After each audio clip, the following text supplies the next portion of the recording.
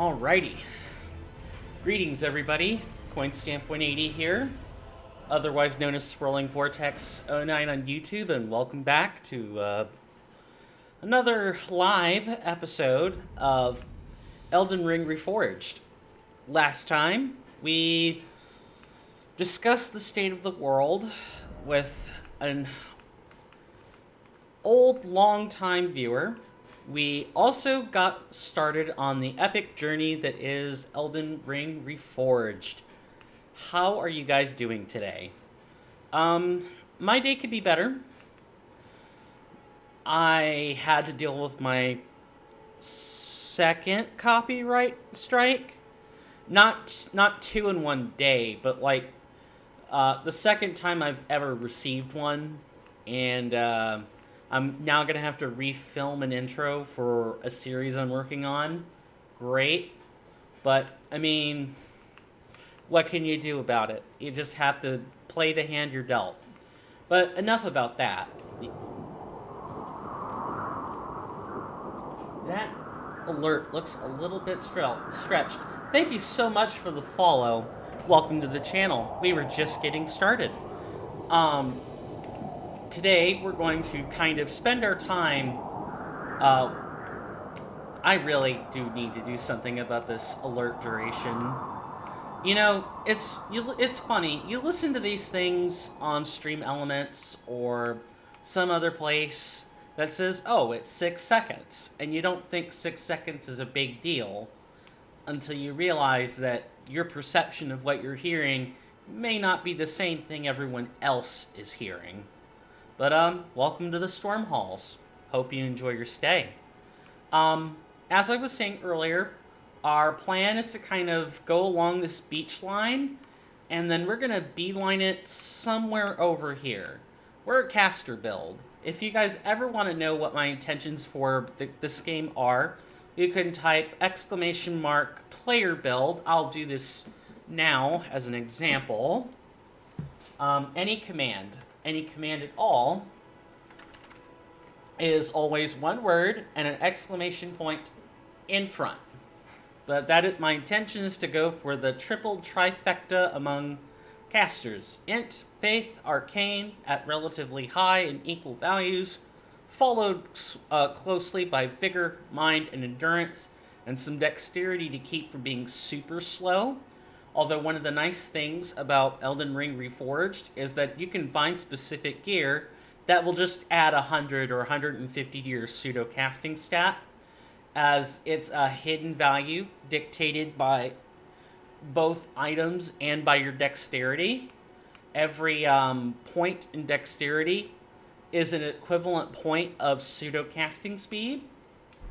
This is true whether we're talking about Elden Ring Reforged or a regular Elden Ring, but it's a little bit more apparent I'm sorry, let me back that up.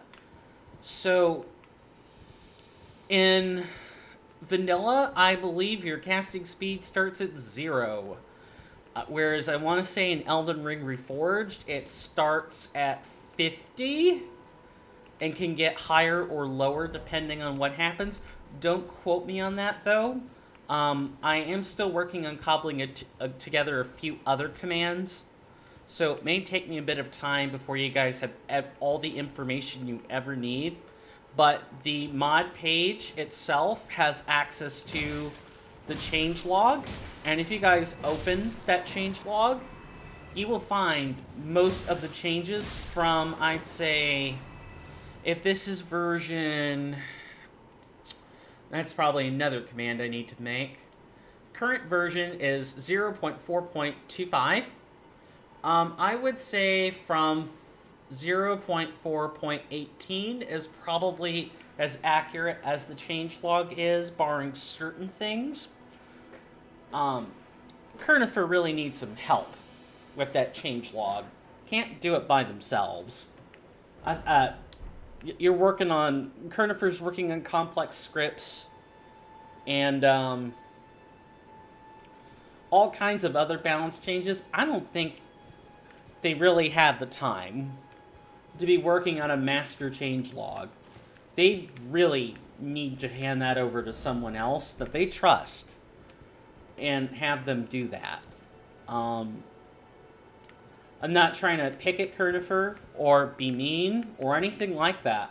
I'm trying to look out for their health and well-being. And when you're working on something on something as complicated as this, which is amazing, by the way. Thank you again, Kurnifer, for this wonderful mod. When you work on something as complicated as this, you need help. It's hard to do it alone, and I have utter respect for that. But that's just a system that's unsustainable. Tiger G92, the guy who was responsible for initiating, I want to say Convergence was initially his thing as well. Don't quote me on that. He may have already had help by the time Convergence started, but I know that Tiger G92 worked on Dark Souls projects by himself. And it's tough. Like, apart from scripting, what do you do about text or music or graphics? If your strength is in coding and not art at the same time, you're kind of limited. You really are. But look at us. I think I've spent so far, it looks like 4 minutes, and we haven't gone anywhere. I think I'm very dead. Nope, never mind. We're good. We're good. I was really worried about that. Another lovely change. This one I don't like, but I understand it. It's practical. Oh, does this only make one at a time? It does. Alright. Yeah, your horse needs raisins. It's Estus. If you don't, or flask. If you don't give it raisins, your flasks aren't going to do jack to heal it. Healing spells will work, amazingly enough, but your flasks no longer do. I don't remember when that change took effect, but I didn't like it then. I still don't like it now, but that's neither here nor there. What the heck? Really? I thought the spirits... I guess I must have just misremembered where it was. Oh, and I thought I was dead. Alright, we're gonna get off this mount and deal with this wolf. Stop.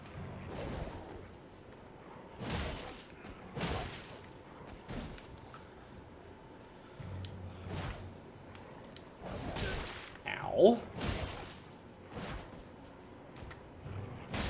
There we go. Really, the wolf wasn't the hard part. The hard part is the hard part's like the platforming and like where we were in the process of doing that fight. I never like tight roping sorts of encounters for that reason. I'm very twitchy. I'm a twitchy individual. I make mistakes when it comes to fighting in tight spaces like that. So down there is an alabaster, is it an alabaster swordsman? I think it's an alabaster swordsman. I'm forgetting the name 100%, but I know alabaster's in there somewhere. These guys are no joke. We look like we're armored to the teeth and ready for anything. I promise you, with our little dinky club, we're not. These guys have gravity magic, and they are not to be taken lightly. We're pretty much just going to ignore him and go grab other stuff for the time being. I could give it a go, but I'm afraid I'm not going to get very far. I guess I can show off how dangerous these alabaster swordsmen are without proper preparation and options, like engagement options. They are humanoid. I don't know if you can backstab them. Oh, not at all. And the attack throw.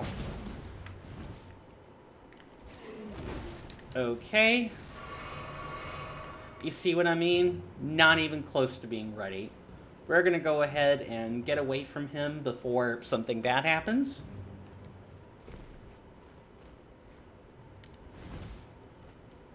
Thankfully, it's not too hard to disengage from that fight. Oh, and yeah, enemies can jump, so don't even think about... You guys hear that? You guys hear that wondrous gale of wind? Thank you so much, Vault, for the tier 1 sub. I really appreciate that. Welcome back, bud. How are you doing? Hopefully your job's going great. Hopefully the rest of your life's going great too. That sounds like I only care about your job. My bad. But yeah, welcome back. Where were we? While I wait for a response, if you're so inclined. Well, we can't really explore the beach any further than that. At least not this beach. Let's start making our way toward this other beach. Had to do this. Good to have you back, by the way. And I've been good. Adulting is very tiring. About to head to bed after working a 12-hour shift. Awesome. I won't deter you from your sleep then. But do let me... I would like to know a bit more about your job when you wake back up. We've discussed it a little bit privately, but it would be nice to know more about it later. But get a good rest. You deserve it. And it's nice to see you back too, Vault.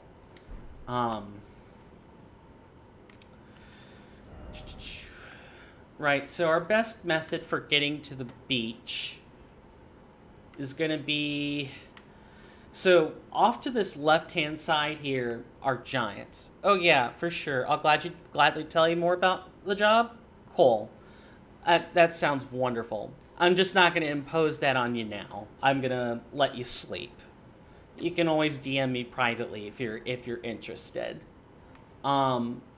Or, I mean, I'm not going to tell you what to do either. That's the thing about streaming, ain't it? You're still not sure about what exactly you want to say, and you're always afraid you're going to be tripping over your own words to not make someone else upset. I have a bad habit of doing this in public. I will take literally 15 minutes to go through a simple sentence. It's bad. I've taken comm courses. It's not like I don't know how to communicate. Just it takes a while to get my thoughts straight if I don't have a script. But essentially, we just want to make our way to this beach. We've already spent entirely too long on the map screen, and with no music, I'm quite sure that this place is getting rather drab, dreary, and annoying. We do, however, need to go back and rest. We are out of flasks. Since we don't have any spells yet, I'm going to go ahead and reconfigure our flasks so that... No, we don't have a sacred tier. Yes, just like in Elden Ring Reforged, you can configure your flasks normally. Let me just check the Discord. Okay, nothing there, which is fine. While this setup is much better for allowing me to see what's going on Twitch, which is where my main focus is, of course, you never know who's going to buzz you on Twitter or Discord, and you kind of need to be ready for that. If you're doing any kind of serious content and communication's like a big thing for your channel, you should be prepared for when someone's going to totally buzz you on Discord. Without it taking up too much time either. I usually don't comment about Discord replies on stream for obvious reasons. It's just polite. One, and two, it's no one's business, except my own. The only time I might comment on it is if, let's say, I've had Twitch streamers do this before, where, like, they'll comment in a very generic way to a Twitch whisper or something that they've received. Or like, yeah, Whisper 1, or sure, Whisper 2, or I don't think so, Whisper 5, something like that. I might do something similar, but only if the message is like private communiques that are clearly intended to be,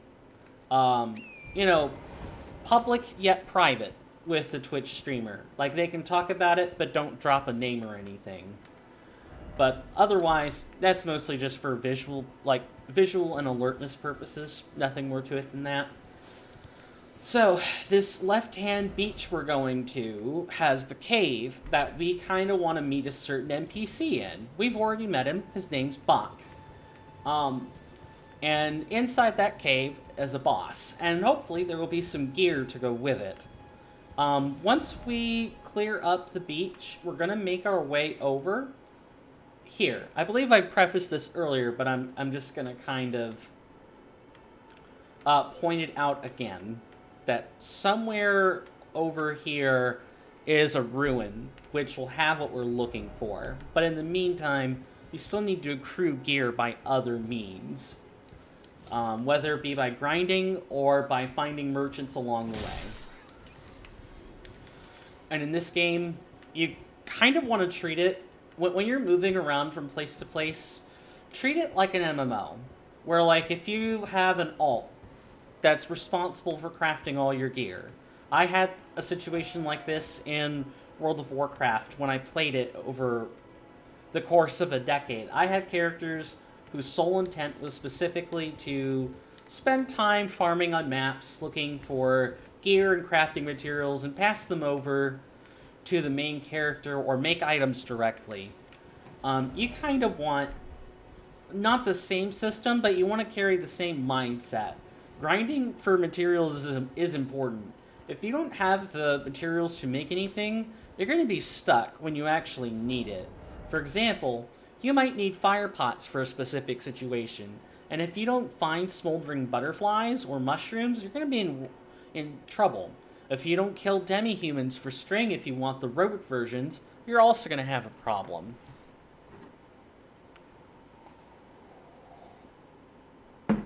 Excuse me, just gotta drink something for the throat. Still got long COVID. The cough is insidious.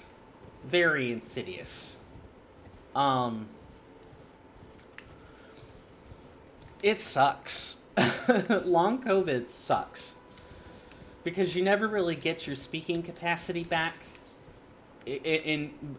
Just completely, if ever. Well, I shouldn't say if ever. Long COVID can last for, I think, up to 6 years. If my reading is correct. I'd have to go back and review the material, but it's anywhere between like a few days to 6 years. And that means 6 years of dealing with this godforsaken cough. And I don't like it. I already had a cough before the pandemic. And long COVID makes it worse. I know we were going to the beach, and I still intend to do that, but we've come across catacombs, and it would be remiss of us not to take advantage of the fact. After all, it's not just the beaches we're going after, it's the catacombs. I'm going to go ahead and rest here. In a catacomb, if you haven't cleared it out yet, for any reason, you cannot warp out.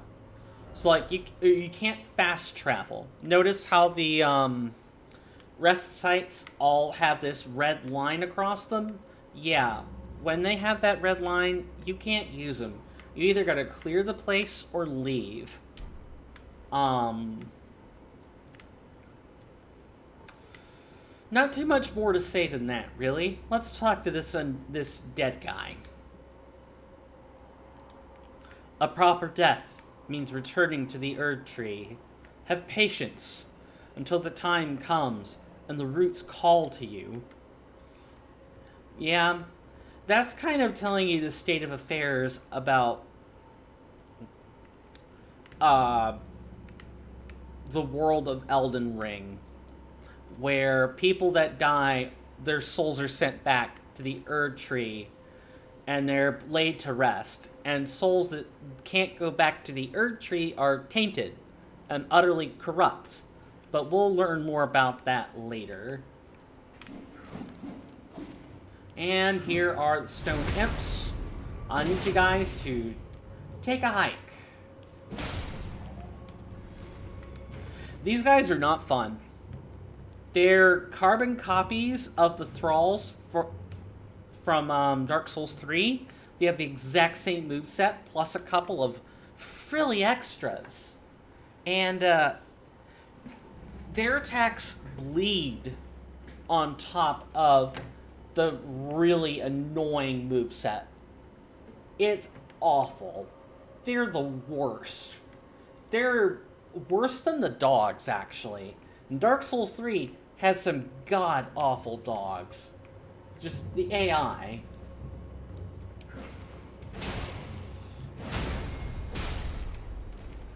A good, well-placed jump can often mean the difference between life and death.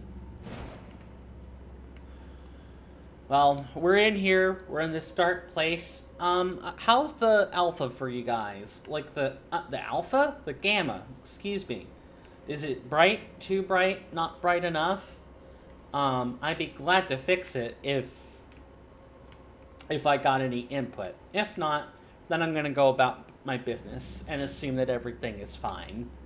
Like, yeah, I can look back at everything in post-edit. I usually do, but it's not a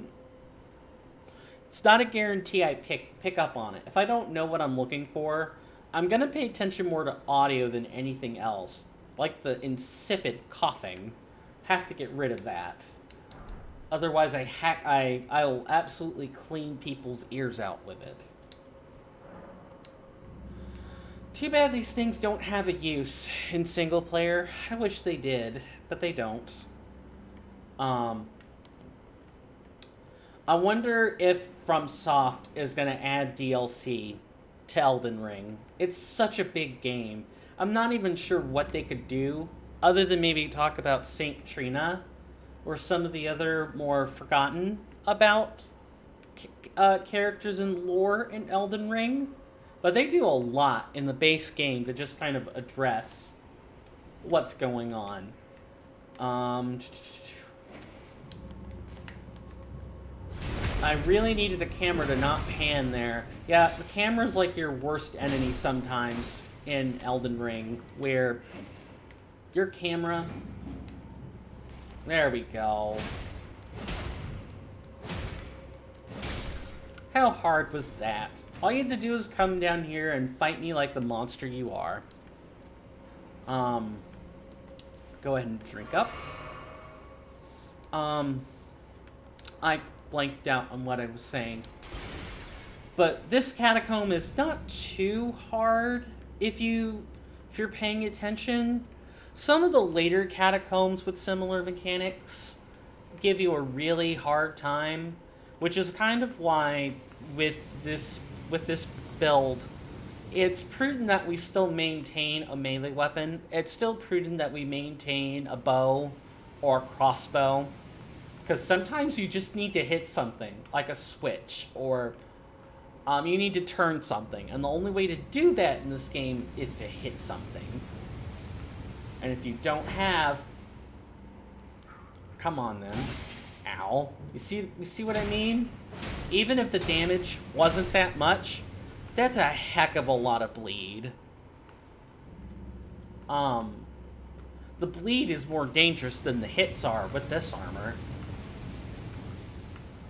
Here, what we want to kind of do is... Oh, I see that it lowers for the first time. Cool. Gonna go ahead and grab this.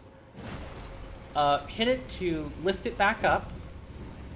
And then hit it to permanently put it back down.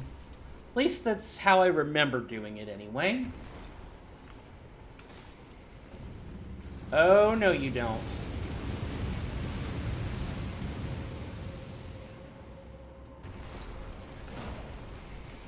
Oh, right. That's right. I remember this dastardly little thing. Yeah, something else is controlling it right now. We have to get rid of that.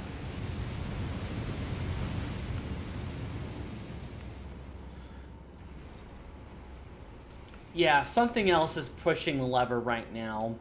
We have to figure out what it is so we can put a stop to it. Because exploring the place gets dangerous without that. Here is a very deadly place. Look at this. There's 4. 5. There are 5 gargoyles here. Most of them have these katas, these little axes, but 2 of them have great swords. Flamberges, I think they are. Just like the thralls from DS3 did. I can't craft anything, so can I... Do I have knives? I do.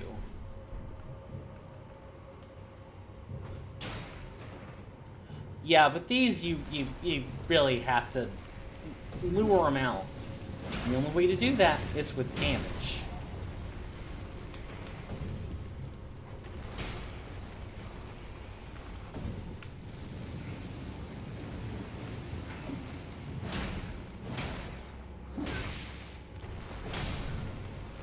I need you to calm it down, Sir Gargoyle.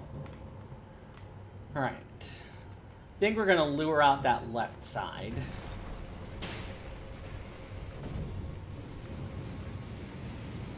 And you just have... This is one of those times where you just have to remain very, very patient. And a good, solid deflect will get you exactly what you're looking for. What you saw there where I managed to get the enemy to kind of bounce off my attacks. Okay. That was bad. But where the enemy kind of like bounced off their attack as though I was wearing like a Katarina onion helm, yeah, that's deflection.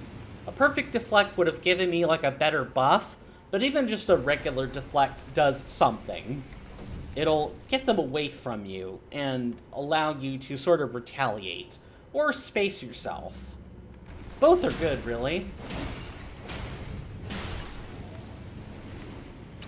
We are gonna have to rest before we deal with the boss, just because of this room, if I'm being completely honest. But the fact that we've made it through without dying, really, 1, I kind of know the catacomb by heart by now, but 2, if you pay attention and you know what you're dealing with, like you look around and you pay attention, it's not going to be that bad. And also you gotta know when to run. This build can probably handle these guys, but like those Alabaster Warriors earlier, I had to hightail it out of there because I didn't really have a way of dealing with it. Like, yeah, I can deflect the blows, but what do you do about the gravitas? Nothing, really.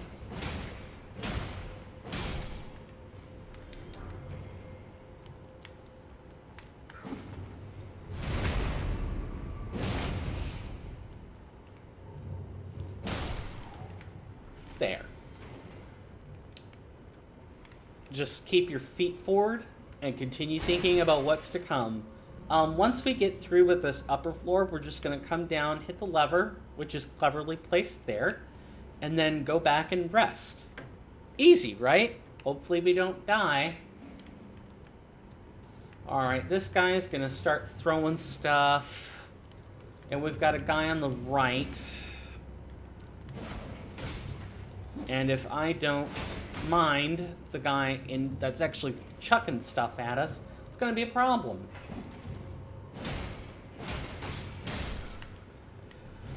You're very annoying. You know that? Come on. These thralls. Are you gonna... Okay. Yeah. Are you gonna actually... there you go.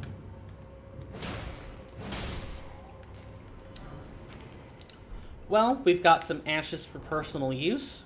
Great. Speaking of spirit ashes, I should probably show those off as well. We're gonna put our lone wolf here and our nobles here. I can't remember if this is the watchdog or if it's another boss. The watchdog statues are pretty common, though. If my memory serves me correct, it's a watchdog statue, and it should be the spear variety? Spear or glaive?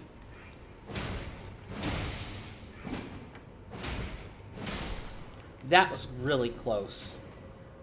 If I didn't push that lever, or if I didn't kill them, and they killed me, I would have had to make my way back up here again and pull the lever.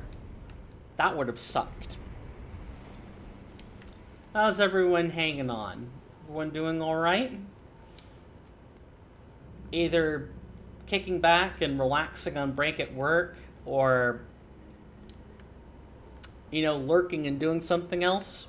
I like to think I'm pretty lurker friendly. Not gonna demand people talk to me. If you like listening to something in the background while you work on housework, or something else of that kind, you're more than welcome. In fact, I would like to think I'm lurker friendly enough to talk about one of my donation options. If you guys like my work, I know, totally cringe. Guy who comes back and does his second stream already talking about donations? Oh, total turnoff. But hear me out. In regards to being lurker friendly, I get that some people don't want any fanfare. They don't like streams with alerts. They don't like streamers commenting about the alerts. What have you. I've got you covered. I have a Ko-Fi link. It might be a Ko-Fi link too. I've heard it multiple ways. Someone will have to correct me. But my Ko-Fi link, I'm going to call it that until I get a correction, has no fanfare on it, and is as low as $2. If you don't like any fanfare and you want to support content creators of all stripes, I like to think I've got one of your better interests in mind, which is just being anonymous, being discreet. Some people really like that. Other people would prefer the fanfare, would prefer the alerts and all that stuff. And if you do, I also have you covered. Both Stream Elements and PayPal donations have alerts wired to them.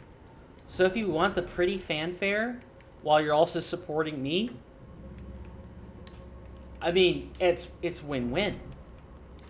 But enough about that. That shilling aside, let's take ourselves out a boss, shall we? Let's see if my memory's correct. Okay, I think we'll start with the wolves. Oh, it's the great sword variant. Right. I thought it was a spear for whatever reason.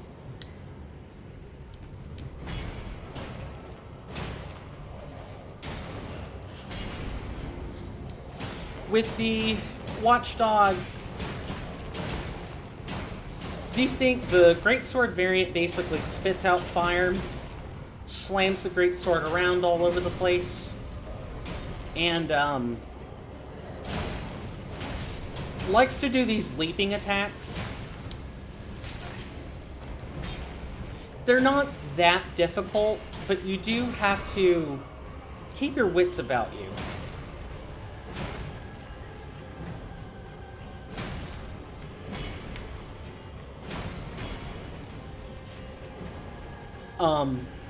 And once their melee attacks are surprisingly fast, you just have to keep your wits about you and focus, kind of. Is that a chaos buff?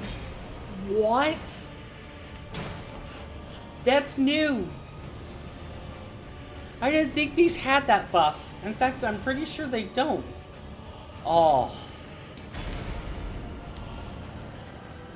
Okay.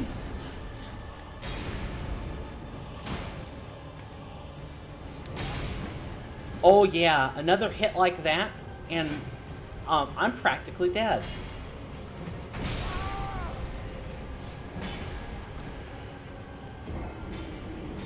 Wow. That's I don't know what to say. Is that I honestly don't know if that's vanilla or not. Um, I just don't remember it being in the base game. I suppose I have to give Kernifer their props for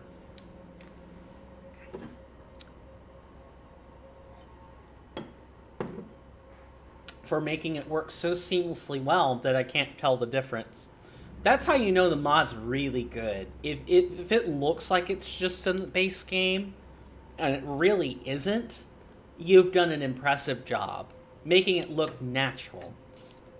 Alright, we're going to try the other ashes.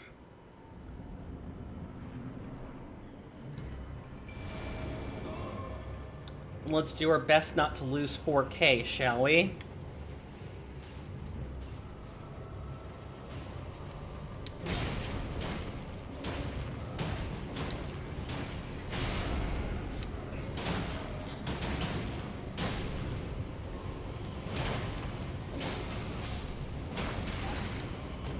Ow.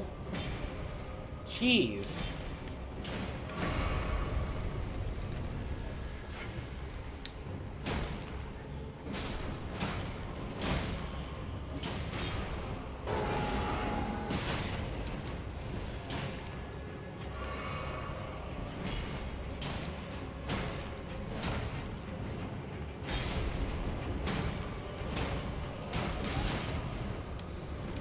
You know, I may be a veteran, but I'm still making some careless errors.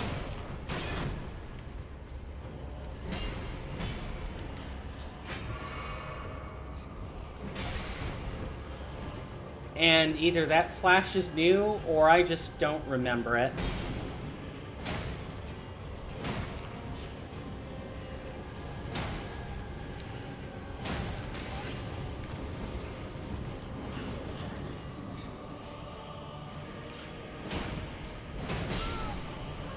Yeah, our build's not really equipped. Like, we barely have an enhanced weapon. And, we have Spirit Ashes that kind of do next to nothing. I'm not really surprised we're having a terrible time at this. I told you guys, I said this, that our trade-off for, you know, getting the ability to complete all our quests from start to finish based on initial stats, we were going to have a really bad time with builds, and I meant that.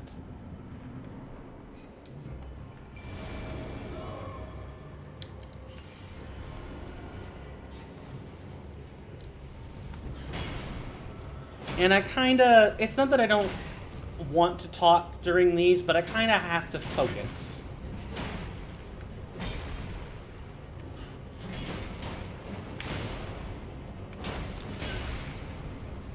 Even the slightest lapse in concentration causes problems.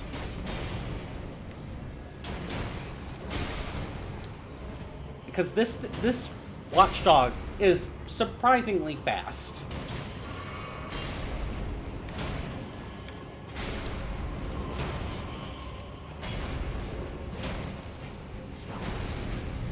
Wow. And I forgot about the tail slap.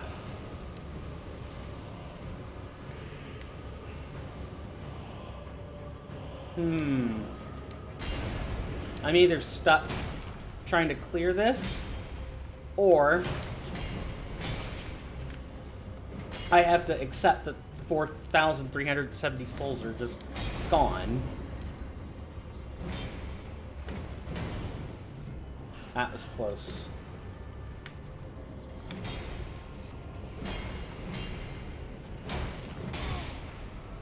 See?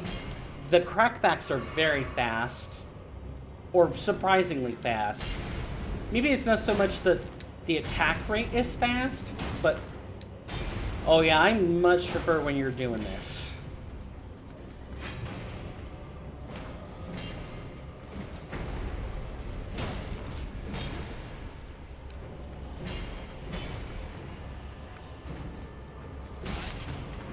Yeah, and sometimes there are follow-ups. One thing I will say about Elden Ring is You kind of just don't know when there are or aren't going to be follow-ups.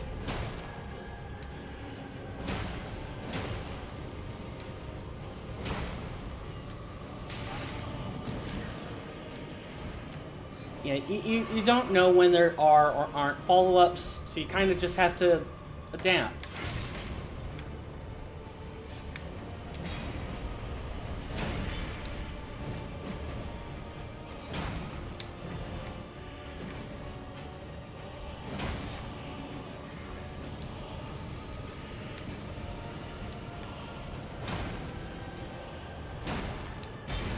And is it just me, or did that get faster?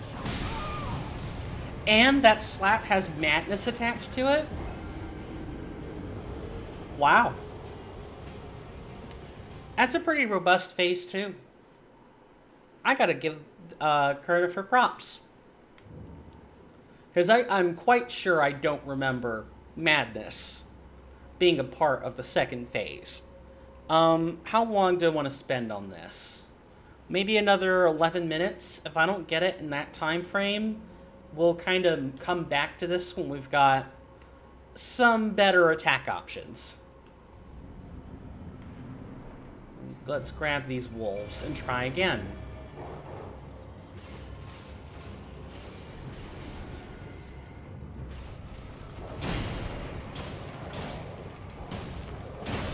And I can't... Okay, it's the fire spinning.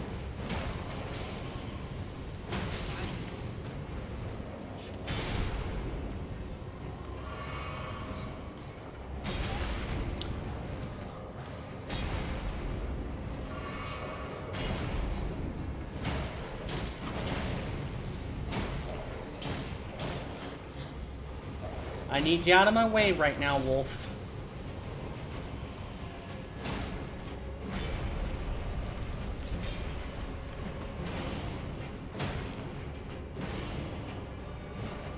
And ERR kind of forces you to get really good with the deflects. If you don't, you can't really attack.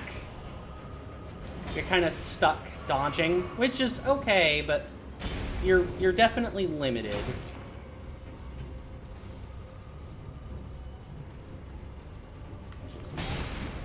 Oh, that's such a fast turnaround.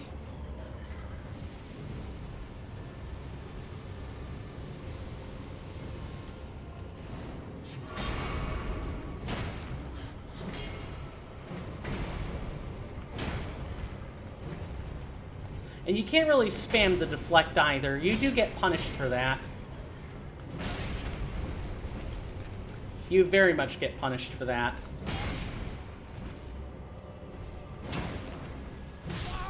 Yeah. I'll probably give this another 1 or 2 attempts, and if I can't manage it, I'm not going to waste your time by having you watch me wipe to this over and over. We'll just move on. Because the cave will definitely have some better access to souls, and we'll get a better... I would say... Actually, I'm not 100% sure. I know you get something in that cave. Whether it's a club or a sword, something for our meager, pitiful stat line. We're going to wait to use our summons. And we don't even get the hit. We don't even get the hit in.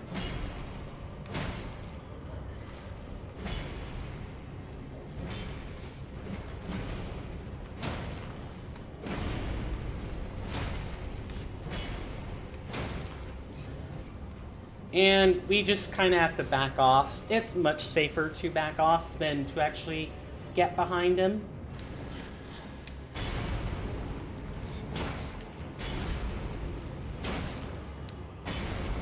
And this is probably one of the freer moments for damage.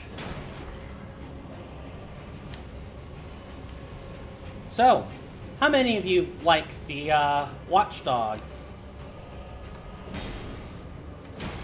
How many of you think this is a kind of difficult boss, or already don't like it?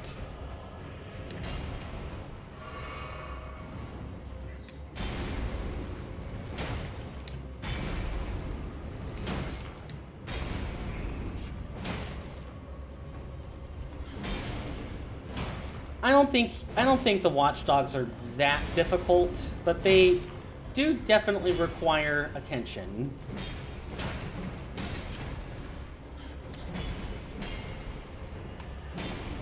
Yeah, they definitely do require attention. And if you don't let them make space... What the heck was that? If you don't let them make space... like with other kinds of bosses in this game, if you don't let them make space, they will spam moves until you give them space. It's kind of like how players will spam their spacing tools in hopes that they create the space they so desire, and then something else happens. They've basically turned every boss into a player, where the boss realizes, oh, I am surrounded by someone who won't get off my right leg. Let me spam this attack with my right leg until they back off. Or if there's an AoE, I'm just going to use that until they clear the area. And because bosses have less ability to be staggered,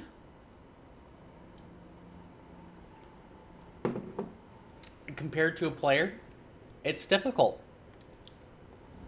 The game feels spammy, cheap, when it's not. It's just what the system looks like when it's an ARPG.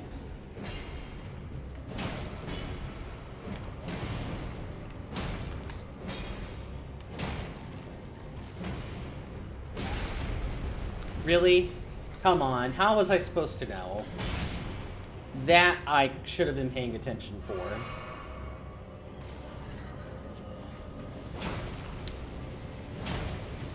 Alright, I got 2. I can't take any more hits than that. And that was too early. There we go.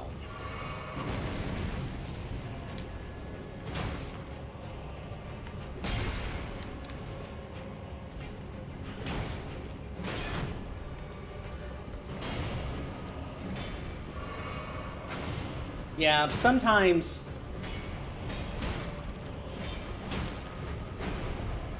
you should just know when you're not really cut out for specific kinds of combat.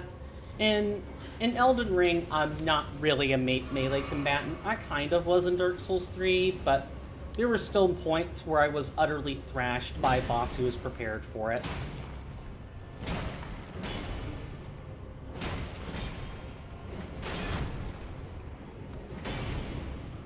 Kind of just have to keep some spacing. Okay, you're doing this.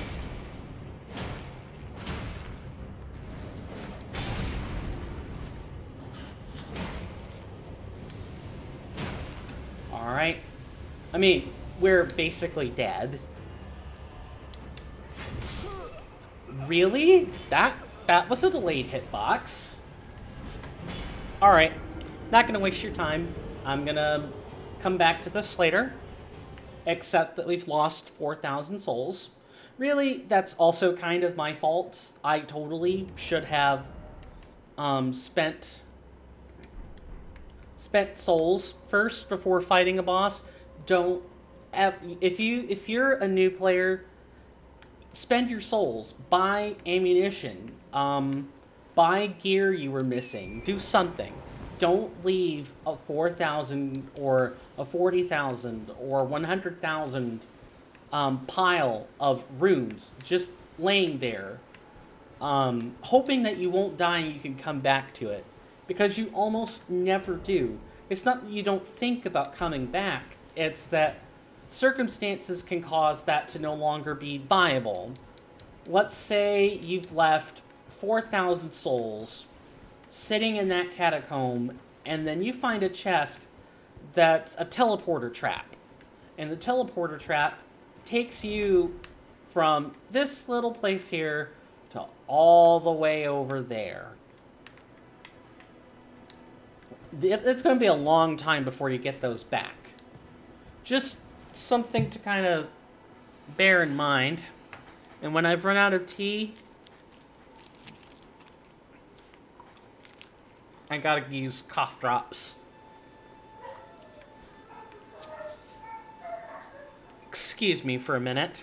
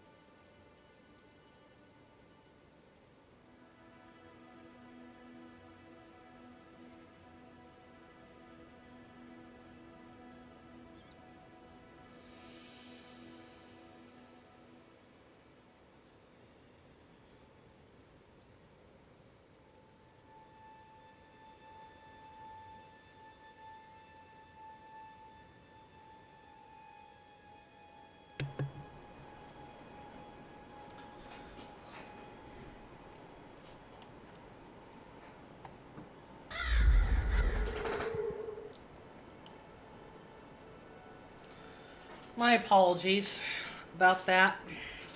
My dogs... Well, that isn't a surprise. I dropped the controller. And my controls are all aflutter, but I have them calmed down now. My dogs were going berserk, and I had to take care of it. My apologies about that. And while I took care of them, I also started up another cup of tea so that I can stretch out my last 2 cough drops. Got slapped with a $390 dollar pool fee the other day for having the sand and stuff replaced out of it. Dad was supposed to have done something about that, but they didn't tell him how to pay, so he couldn't be ready. So I had to cover the difference. Great. It's fixed, but $390 still stings. So I'm kind of having to be stingy with my cough drops. Okay, I need to make my way to this beach. It's been too long already.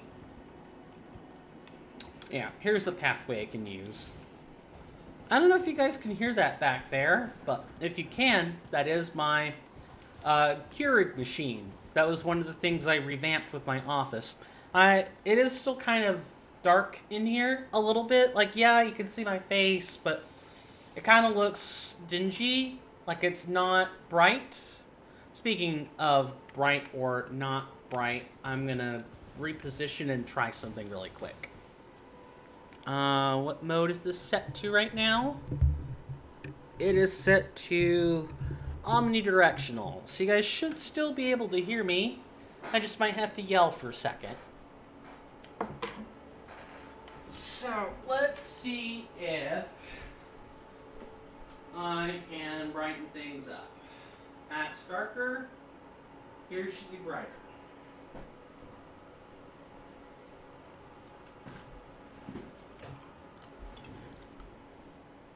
I don't know if that helps. It probably doesn't, because I'm still in a shaded computer corridor, basically. And there are... Oh, thanks for taking that hit for me, Torrent. Really appreciate it.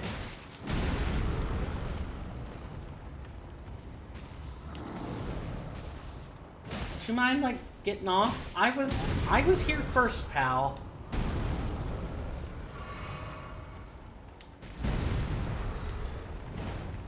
Yeah, I was here first.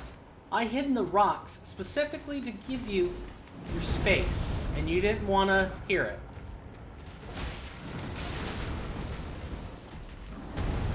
So don't blame me for walking into my pathway.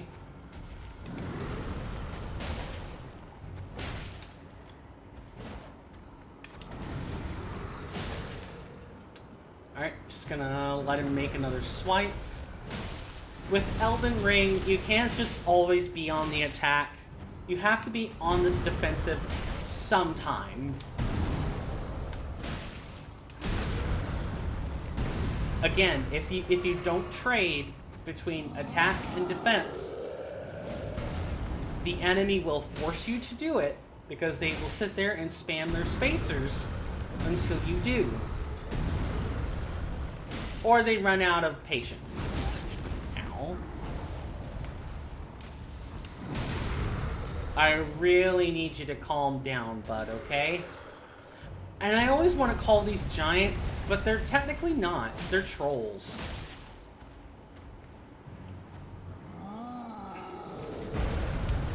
That could have been really nasty.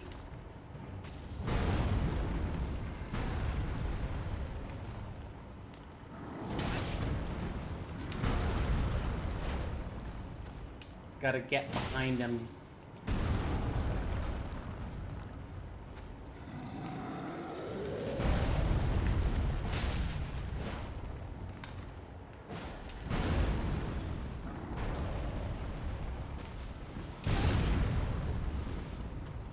Yeah, we're gonna lose even to the giant.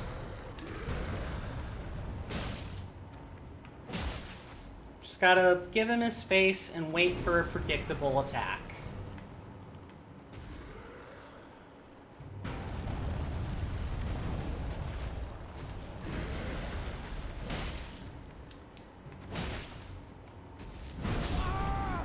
Yeah, see that? Death. Had I been prepared, if I had gotten the initial strike, we could have killed him. But because he got me while I was trying to adjust my light fixtures, it sucks. And we're back here, because this was the last place we rested. Now, another cool little feature. See, even in death, we still get to show some stuff off. You notice how it was morning when we set out of the catacombs, and now it's night? I don't know if you guys remember, but in vanilla ER, when you die, it's always morning. It's always early morning. It's never anything else. Well, because of some new scripting tools, Kernifer was able to change that. Now when you die, the time passes by 4 hours, essentially turning it to the next increment. So, if... I don't know if it's 4 or 6, actually. I should make that confident of a statement. But what I will say is, you no longer have to sit there and reset the clock every time you want to fight, say, like a Knight Rider or something, or another nighttime only boss. Now you probably get another shot at it before you have to change the clock. Isn't that awesome? That scripting tool wasn't there before, and no one really knew how it worked other than event flags. It's great.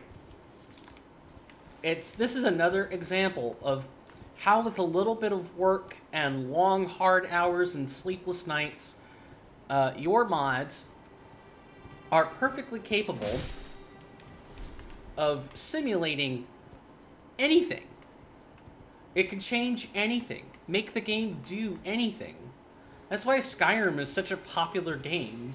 It's not so much that Skyrim itself is good. It is good, but there are lots of bugs. It's that mods make Skyrim better. Mods make Skyrim a different experience each time.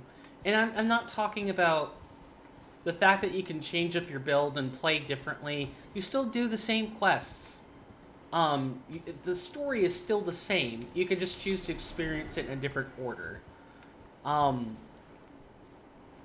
But really, truly varied gameplay, such that you're not experiencing the same stuff every time, unless you're being thorough. That's the real art. That there's just enough content to keep things going, to keep it varied. That it's hard to experience everything in one playthrough. That's what makes Skyrim a great game, because of the community behind it. That's only made possible by Bethesda releasing the game in the first place. Let's not get on our high horse that much. You still need companies making games, but Skyrim is what it is because there's a community behind it.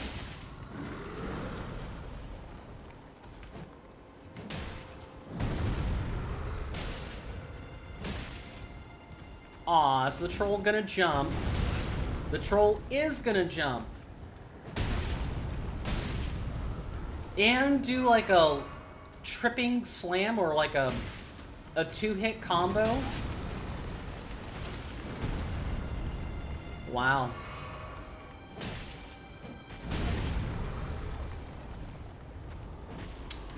Maybe I shouldn't talk trash, huh?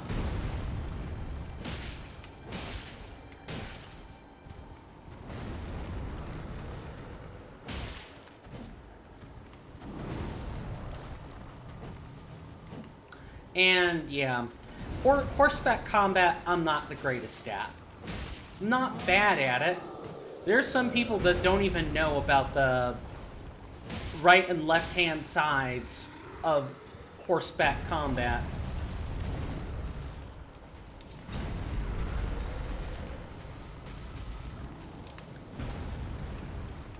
There are some people that don't even know about that stuff, or don't care to remember. Come on.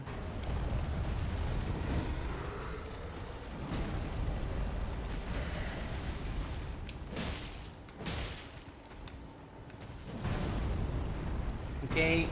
Back off, I know what that shockwave looks like.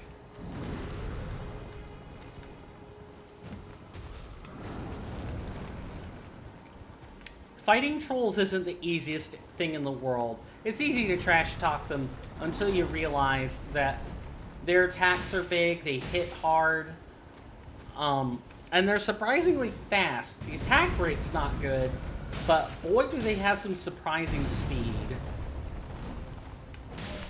You can be hit out of nowhere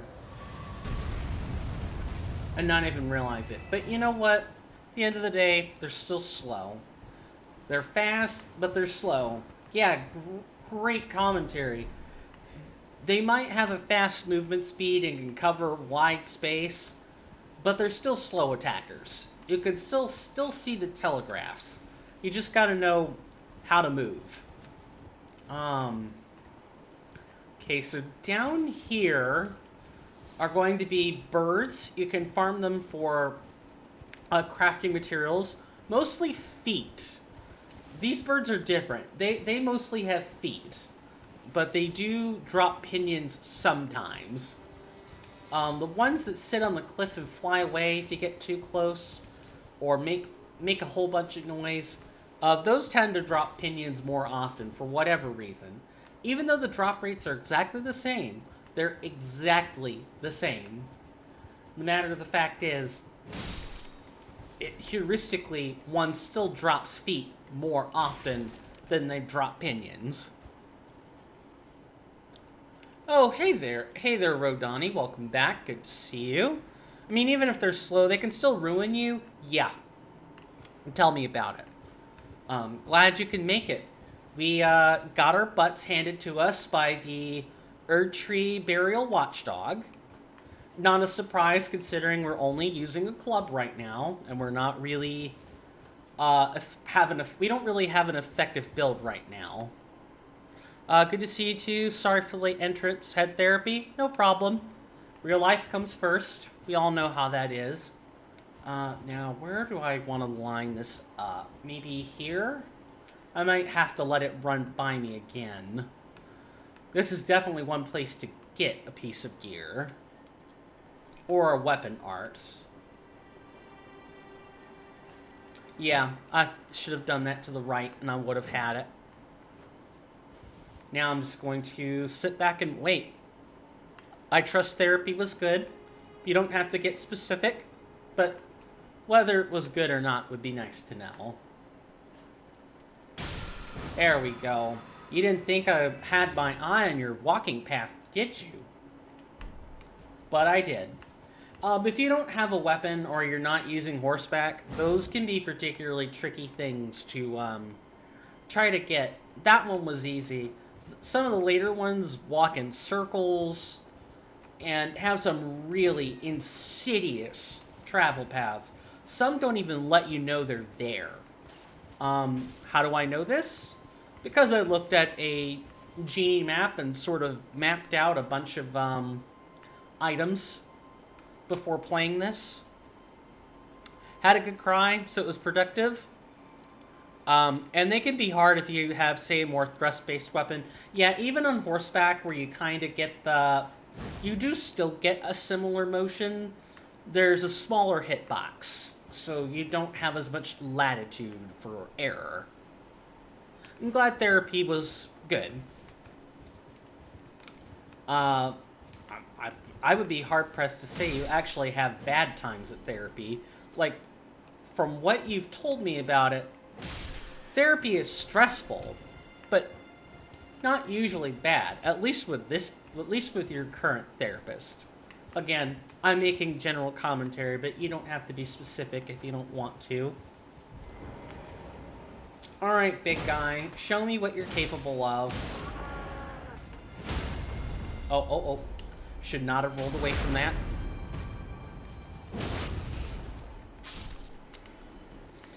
If you can...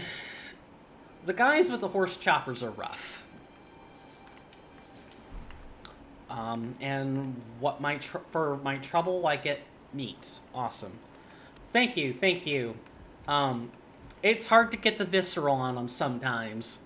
Hard to recover from? Yeah, that sounds about right for therapy. That sounds exactly about right. As long as it's hard to recover from and not a bad experience, then therapy's a good thing, even if it's rough. We are making our way to a cave where we hope to find Bach and hopefully get some better items.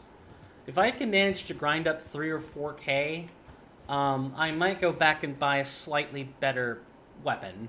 Because club ain't cutting it. I guess we have some weapons, but we're wretched.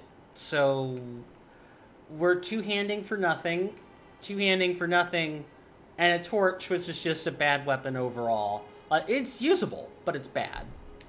Those guys gave me tons of trouble on the first playthrough. They're worse on horseback for me. They're fine on foot, just wait for them to tire out. But on horseback, it's the worst. Because the horse choppers they wield are specifically designed to do, like, double damage to Torrent. Or they do more damage on horseback. Okay.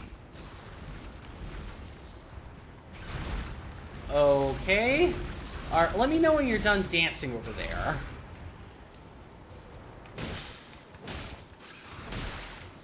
I can't say these guys are particularly easy with where we are in build placement right now, either.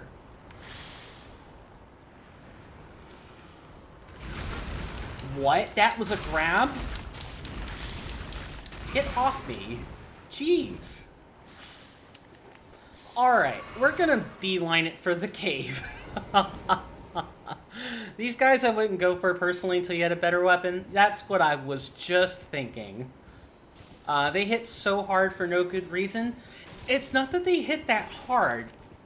Although, I'm wearing chainmail, so I've got some defense. It's that there are, like, so many hits. So many hits. When they do the whole leap twice attack, they hit like 8 times during during each leap. And then when they move around, they do some hits at the end. And that grab was tricky. I did not expect that to be a grab, but it was. I suppose I'll reap some vengeance on these demi-humans. Death of a thousand pokes? Yeah, something like that. Except when they grab you, then I suppose it's death by tentacle hug? Oh, right. I'm no longer in horseback. Now, thankfully, the demi-humans aren't too bad. They get worse as time goes on, for those that aren't familiar with them. But the ones in Limgrave are pretty easy. Just, you know, don't march into 3 groups of them and you're fine. Speaking of demi-humans, where we're going, the cave is full of them. So if you want to practice on demi-humans, you'll get that chance here. But we're going to talk to this merchant. Let's see what you have. Hopefully something good. A club in case you weren't wretched. In case you weren't wretched to start out with. A bow. Cookbook, which has the fire stuff. And some notes. We're going to get ourselves a bow. We kind of need it. And then we actually have a choice. We can either go back to Calais and grab the regular bolts, unless you can make them baseline. Let's find that out real quick. Yeah, we can make them. Speaking of which, bone arrows and bone bolts. You can make 50 of them at a time. I can hold 250 in your quiver slots. That's awesome. Bow builds got a whole lot better. Short bows, I believe, also shoot faster in Elden Ring Reforged. I think it's like a 33% increase in fire rate. That's tallying it up and down over the course of several patches. Arrows and bolts just distance. Let's see. No. The bolts and arrows themselves have no range.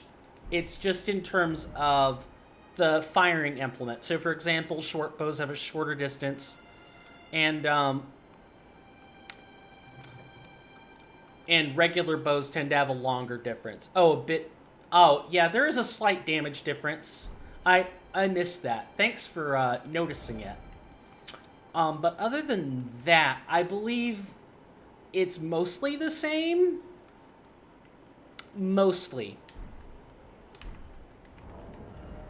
Trying to think if there was anything else. I know that all of the like special tips on arrows and bolts have extra effects. So in fact, we're gonna buy this cookbook here so I can demonstrate that. One other thing to know is that even though the cookbook says that you get fletched arrows, you don't. Fletched arrows are not a thing in Elden Ring Reforged. They already come fletched, which is really nice. And on one hand, fletched arrows allowed you to sort of have some really crappy alternatives to allow you to still use your ranged weapons. On the other hand, in regular ER, you could only hold 99 of them, so you had to carry a lot of different types.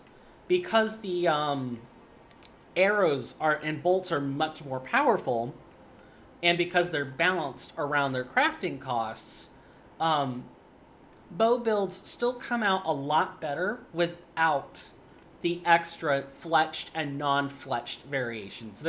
That was just kind of extra fluff for no reason. I think there's some slight difference in regular. Yeah, I think I was just going over that. Was that there are some differences, but they're very small. So we're going to make 100. I usually don't run through more than about 60 in a given run, and we're going to make 40 of the arrows. You can only hold varying amounts of other arrows. The bone arrows are meant to be like cheap. They don't have that much damage, but you can use a lot of them.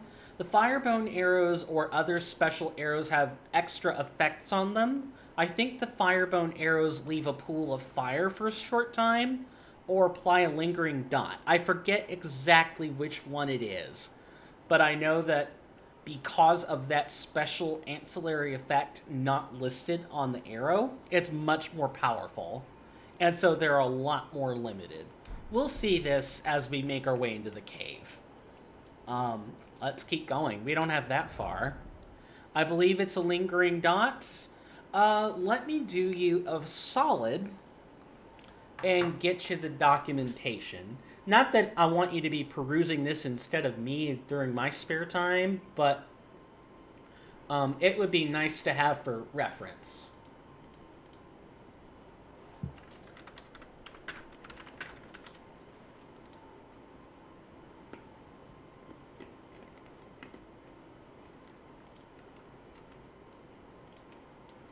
I don't know if you still have the link or not, so that's why I'm kind of going through this.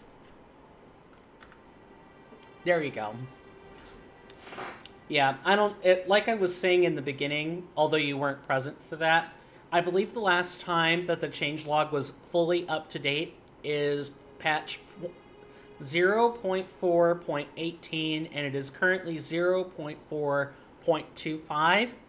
I could be incorrect on that estimate, but the point in saying that is I know that the changelog is not fully up to date, and I might have to refer back to individual Discord posts to get the accurate information on that.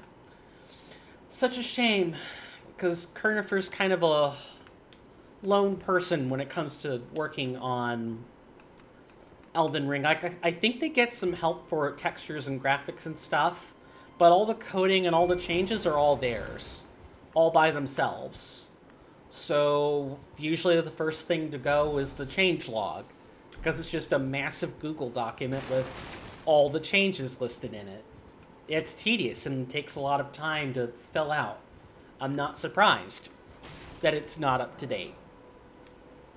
That's why earlier on in today's stream, I was kind of clamoring for Kernifer getting some help so they could focus on making the mod and leaving the changes up to other people, like the changelog up to other people, excuse me. They're a really receptive mod author. I would just like to see them succeed. That's all. It's not that I want to tell Kernifer what to do or anything like of the sort. But support for their material is good. It's a really popular mod. It's so popular that some people even steal the code from this mod to make their mod work. A really common one you'll see is deflection. I know for a fact that there are 2 giant, mod overhauls of ERR that directly clone the code for this. I'm not trying to start drama, it's just some of the knowledge I know. It's one of those things, well, at least you could be flattered they're plagiarizing your work, I guess you could say. It's not good practice, but what else can you do? It's better than ripping the community apart. I'm glad you think the same in terms of support for the content. But I don't want to force or pressure Kernifer for that support either. I know when I was playing Cinders, Dark Souls 3 Cinders, Bowser eventually got a team behind him, but it took a long time because he had to build up trust with people he was interested in building up trust with, and not anything else.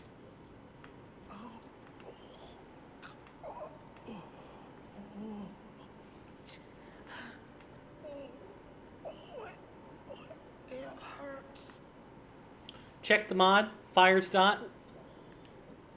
Thank you very much. Appreciate it.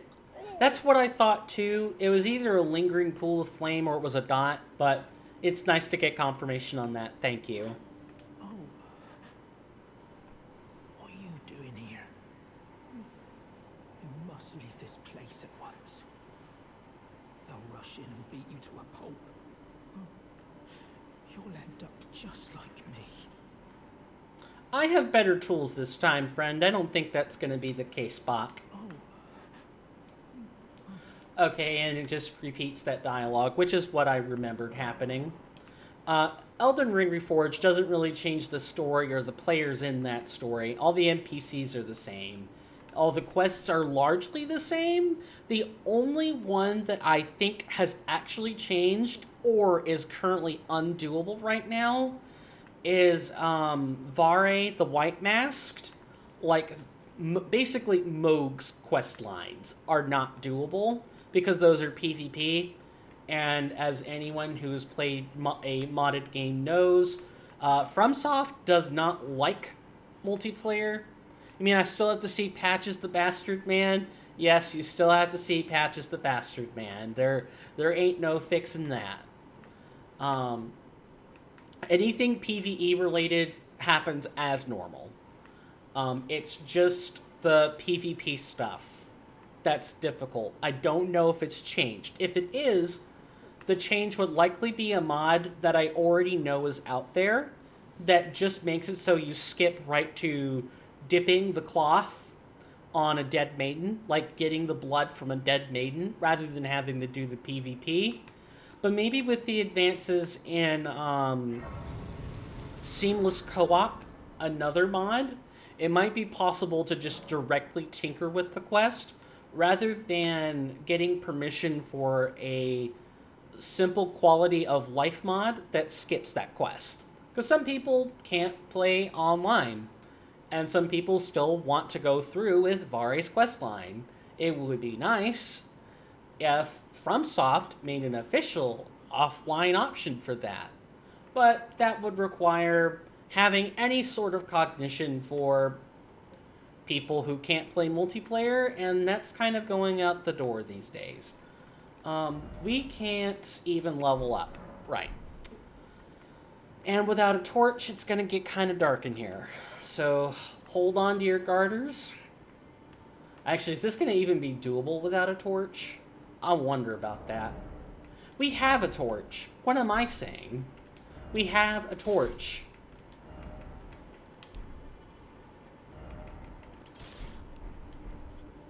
Torch offhand? Yeah, I should have been on top of that. It'd be incredible. Consideration for those unable to afford an online membership? Wow. Totally novel. Absolutely novel. Should have happened earlier. But alas, it has not.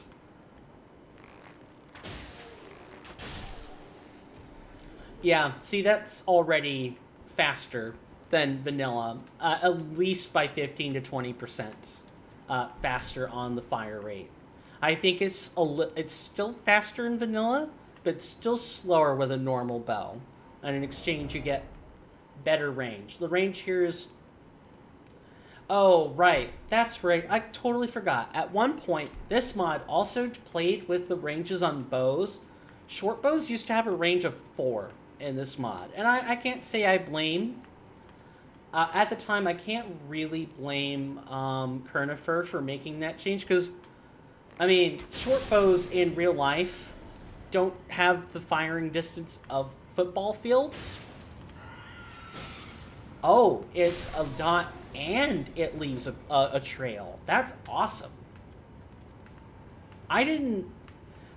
This is what I meant by sometimes the changelog isn't always up to date, but that's what the changelog said, so that's what we went with, right? Nice to know. It's a nice little surprise. Hopefully our short bow will come in handy while we're in here. And for those... Rodani is also a veteran of Elden Ring. They have made significant progress. Realism and my fantasy game? Lol, what? Right? But I get it. Some people find realism immersive. But yeah, they're a veteran of the game too. But for anyone who isn't a veteran, I think that's where my train of thought was going. The reason why we're here is and why we think we can tackle this challenge now is because there is a summon in this cave that you can use for the boss.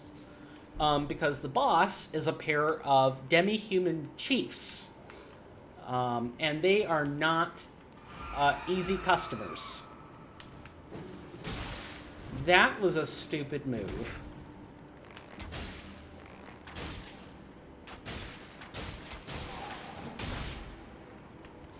That was a really stupid move. Let's fix that.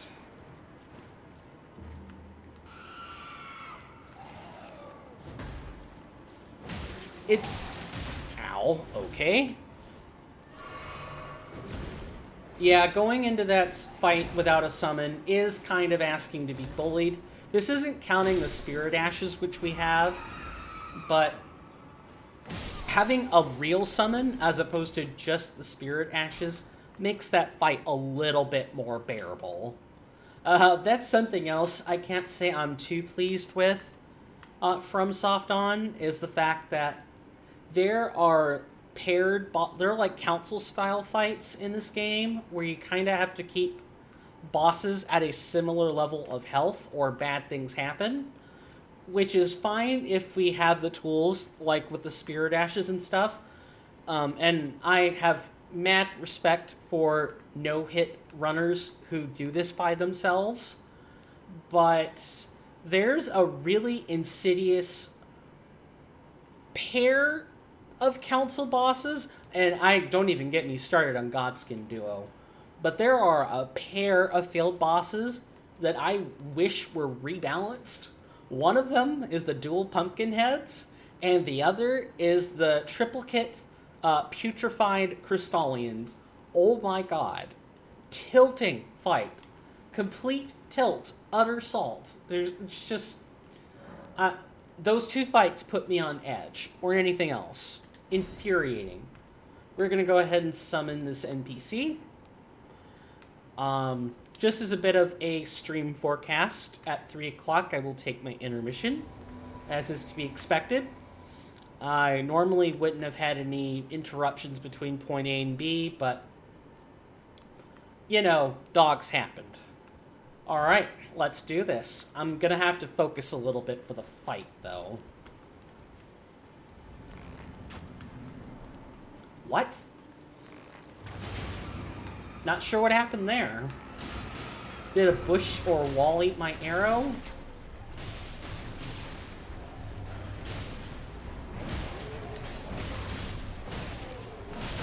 Istvan seems to be doing fine right now. You got an ad? Yeah, that's Twitch for you. I can't say I'm surprised. Okay, right. Wolves. Let's bring out more summons.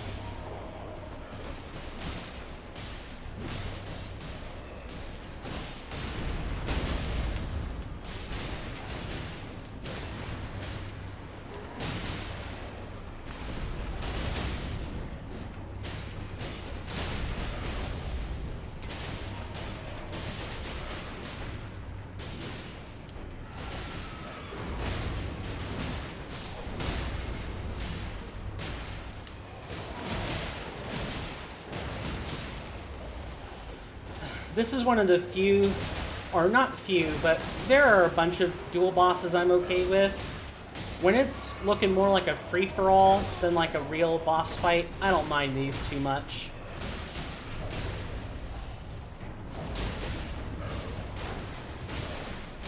Because at least it's chaos, you kind of have a lot to pay attention to. I'll read that in a hot second. Hopefully with 100% less hits in the meantime.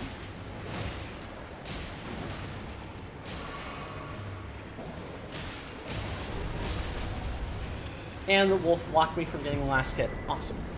How do we make the fight harder? Double it.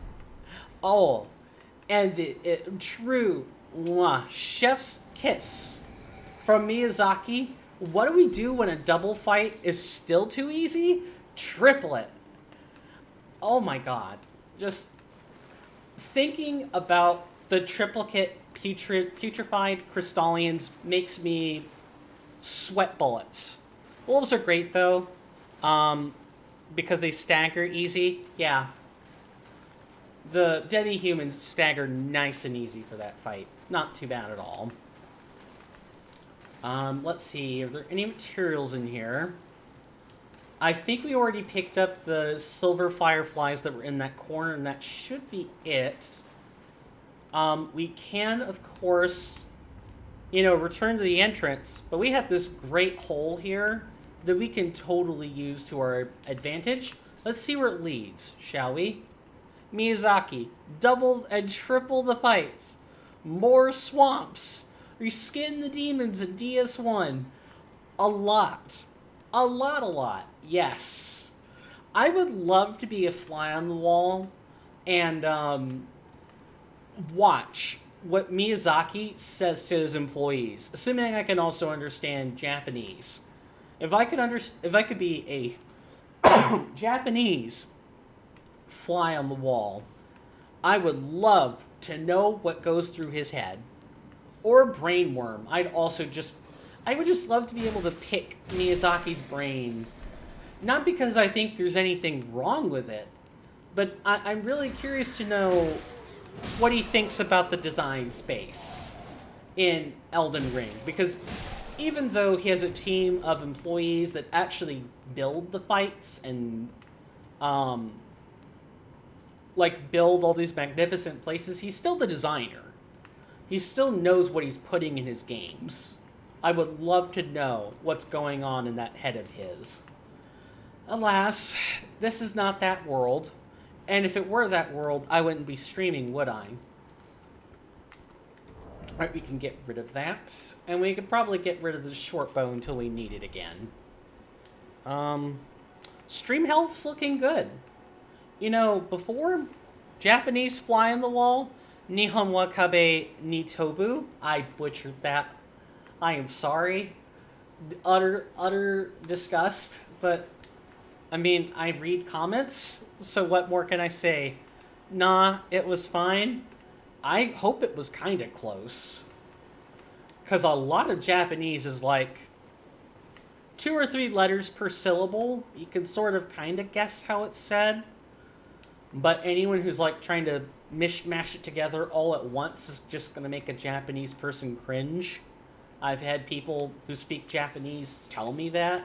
Like, it would just be easier if there were like stress lines or something underneath their words so that Americans and other English speakers. Oh, thank you, Stream Elements. Speaking of drinks, give me one moment. I got a drink.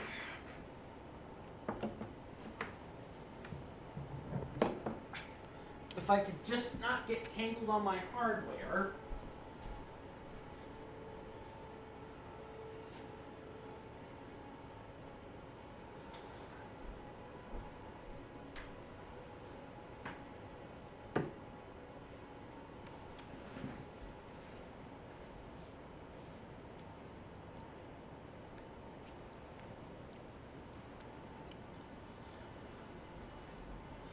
My apologies. Reads Nihone wa Kabe ni Tobu. Yeah, I think I don't think I was that far off. I'm not gonna do a reading of that again, but good to know I wasn't that far off. Thanks for that.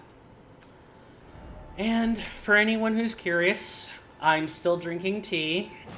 I have a Keurig machine, so I kind of have to make each cup on demand, but the tea is for my throat. Because for those who didn't know, I recently dealt with COVID maybe about a month ago, or maybe 3 weeks ago, something like that. And when I recovered, the cough was left behind, which makes it kind of hard to talk. Oh, Nihon. Nihon. Okay. Whoops. Not Hone, but still good. Still struggling with long COVID? Yeah, kinda. I mean, it's not totally diminished, but it's there just enough to be irksome. And between the lemon tea that I'm drinking and the cough drops I'm managing, on days where it's really bad, I do still have to take Dayquil. Because some conditions can cause long COVID to flare up, but that's rough. I'm thankful that you've managed to avoid it so far. Knock on wood.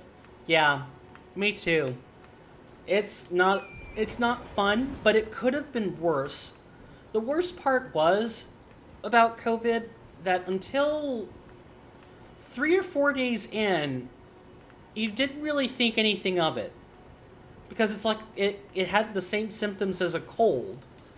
And while both my dad and my stepmom both, had some level of body aches, I didn't really get that. The only weird thing I got with COVID that was new for me was whenever I would sneeze, normally I pull just like an arm or something, or one of my 2 arms hurt after a sneeze. During COVID, both my arms and my upper back felt like they were getting pulled really hard every time I sneezed. It's really weird. It didn't really alter the experience any. I didn't sneeze that often, but yeah.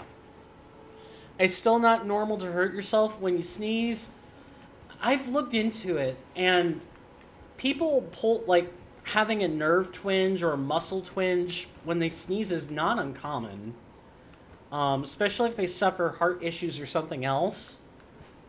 And it's nothing that a doctor could even do anything for. No prescription helps with that. I don't know. It's just an idiosyncratic symptom, I guess. I'm glad that my sneezing has gone back to its regular level of pain, though. I don't know if I could take sneezing and pulling my upper back and both my arms every day. I felt like I wanted to crawl into a ditch and die when that happened for like the 3rd or 4th time. It sucked.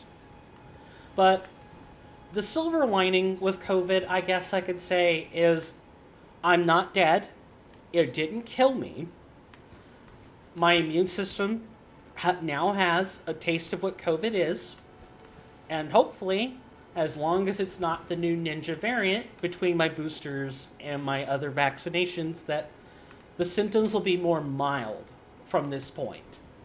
And it won't be worse. As long as you chug fluids and do all the stuff you're supposed to when you contract COVID, and you don't have any comorbidities, you could probably make it out okay. The mortality rate is still low for an illness. 1% mortality is scary, but at the same time, there are diseases out there that are endemic right now with a much higher mortality. I think the NAPTA virus. Yeah, I think the NAPTA virus is the one I was researching earlier.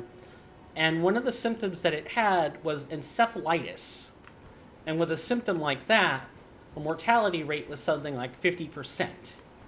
And if we ever get that virus here in the US, that's gonna set us back really hard.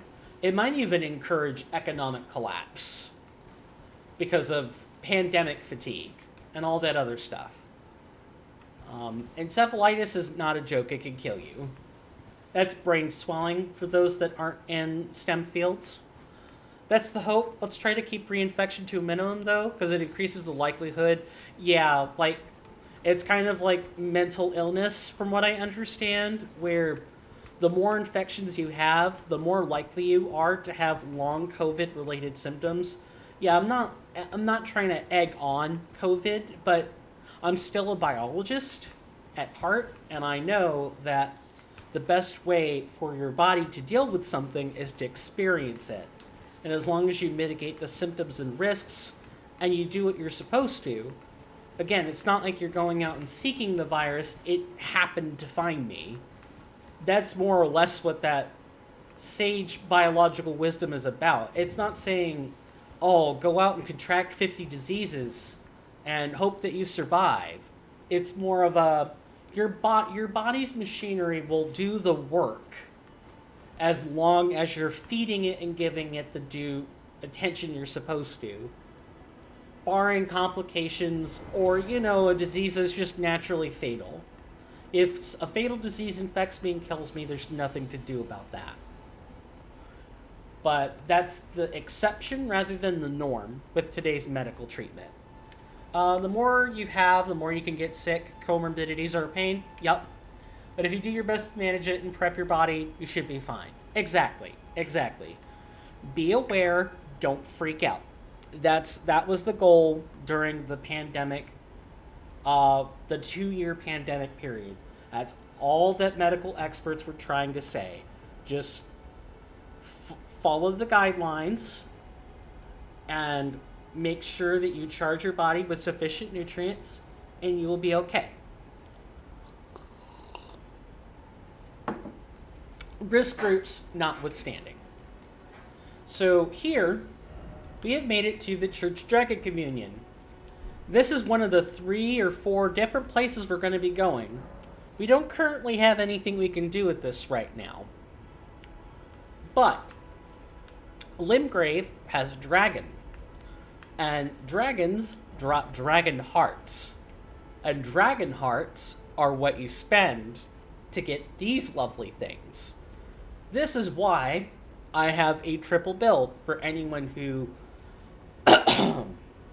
excuse me, for anyone who was curious about the build. You can type in !player build, all one word, all lowercase, and you'll see my design intentions for the run through. The breaths are insanely good. Yeah, they're even better in Elden Ring Reforged, because breath weapons that you can use in the air will explicitly say they can be used in the air, and ones that don't, well, you gotta be grounded for them. That's one of the other things I really like about Elden Ring Reforged is it still carries the intention of, we're not going to tell you exactly how it works or what this does 100%, but text is a lot more straightforward in terms of saying, yay, this can do that, or nay, it can't. And a lot of the text and vanilla, like, text bugs are fixed in this. There are a lot of good reasons to play Elden Ring Reforged, even if you don't like all the changes in Elden Ring Reforged. And I get that. A lot of people just want the deflect feature and nothing else. I see that sentiment a lot on the Discord. I urge people to give the whole mod a chance before you come to that conclusion. Because there are a lot of cool things in here. This really breathed a good breath of life into Elden Ring. Where before it was kind of like, yeah, it was nice, but I could tell there was still some clunk there. Oh, I'm being a dork. I completely forgot to go talk to Bach. We have to fix that. That is the wrong... welcome to rest site hopping, the minigame. Let's talk to you again. Yes, we know. They beat you to a pulp. Here's your sewing needle, friend. Is that what I think it is? You got it back for me. My sewing needle.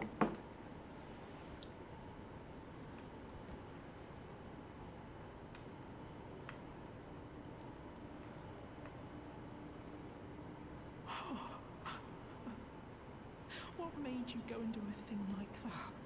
My mum was a seamstress, and that sewing kit was all I had to remember her by. I always wanted to be just like sweet old mum. Then I suppose I can't just curl up and die, can I? Thank you. You're very kind.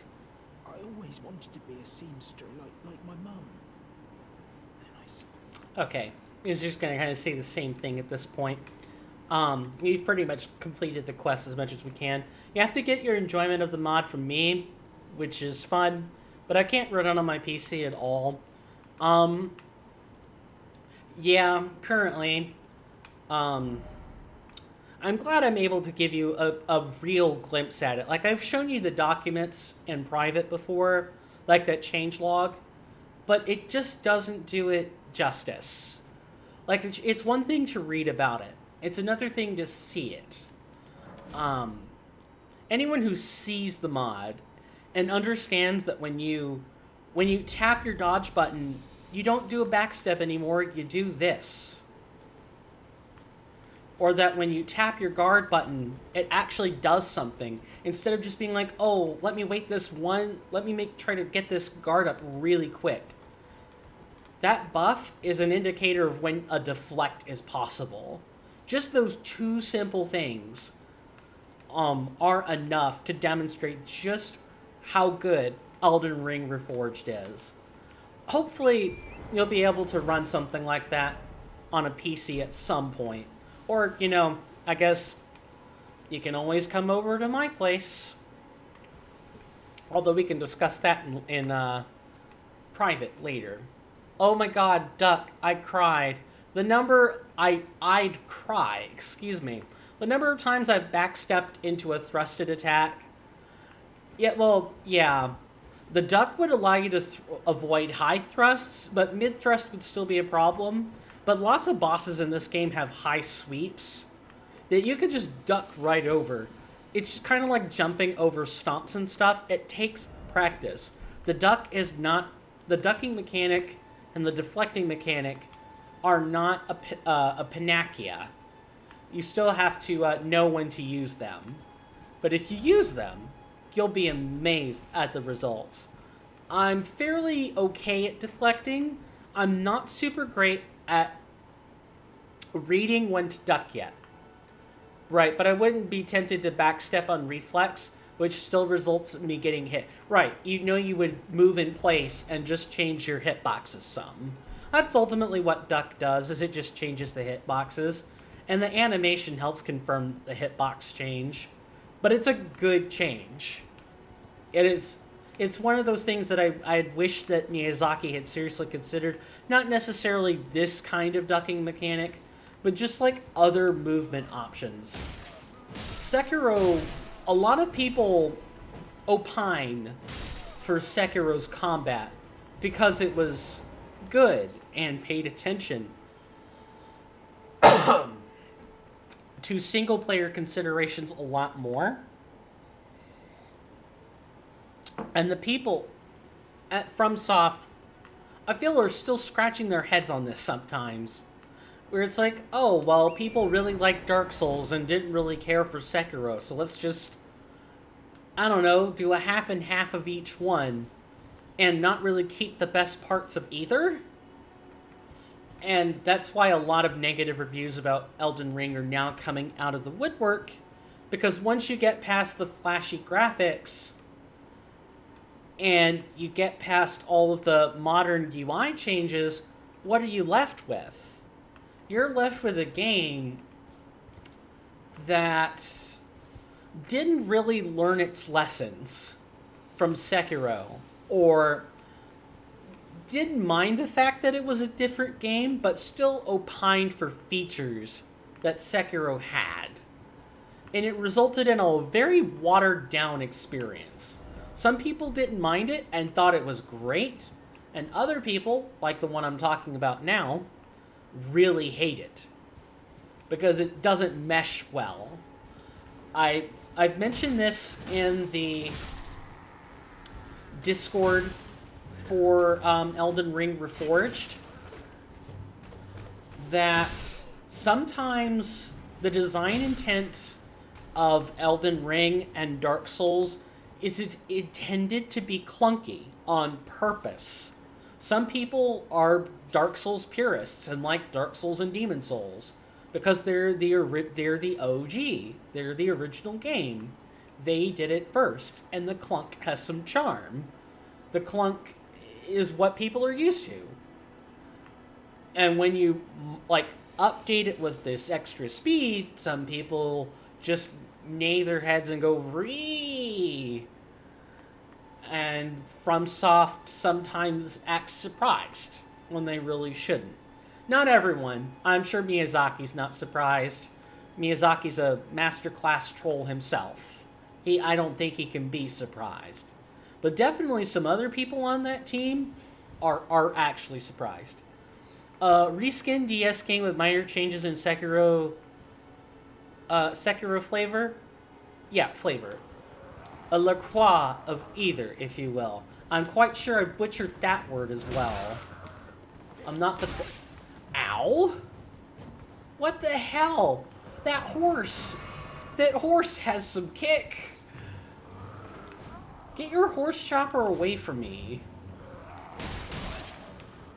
And even the horse doesn't stagger after a single club hit.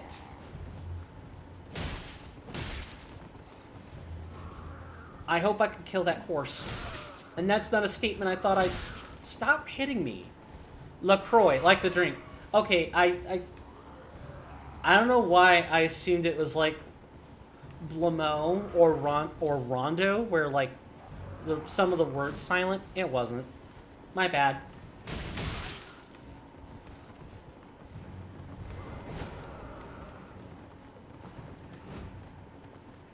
This is one of those times where I should really practice my deflects. Or, you know, just get hit. Why not?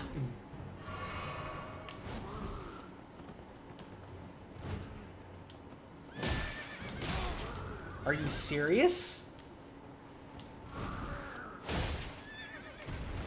I will beat you over the head. You cost me 4 Estus. You jerk. You feel like you must say, get good. Yeah. Get good, scrub. At least you didn't say the scrub part. For that, I appreciate. But, these guys aren't easy. And we're also not in our build yet. As I will remind people, we have 10s in all stats, and we have nary a spell on us. My intention is definitely not to be wearing chainmail and beating people over the head with a club. But this was the bed that I made when I picked this class and made these choices. So I'm not upset about that. Just wish I had played better, mainly.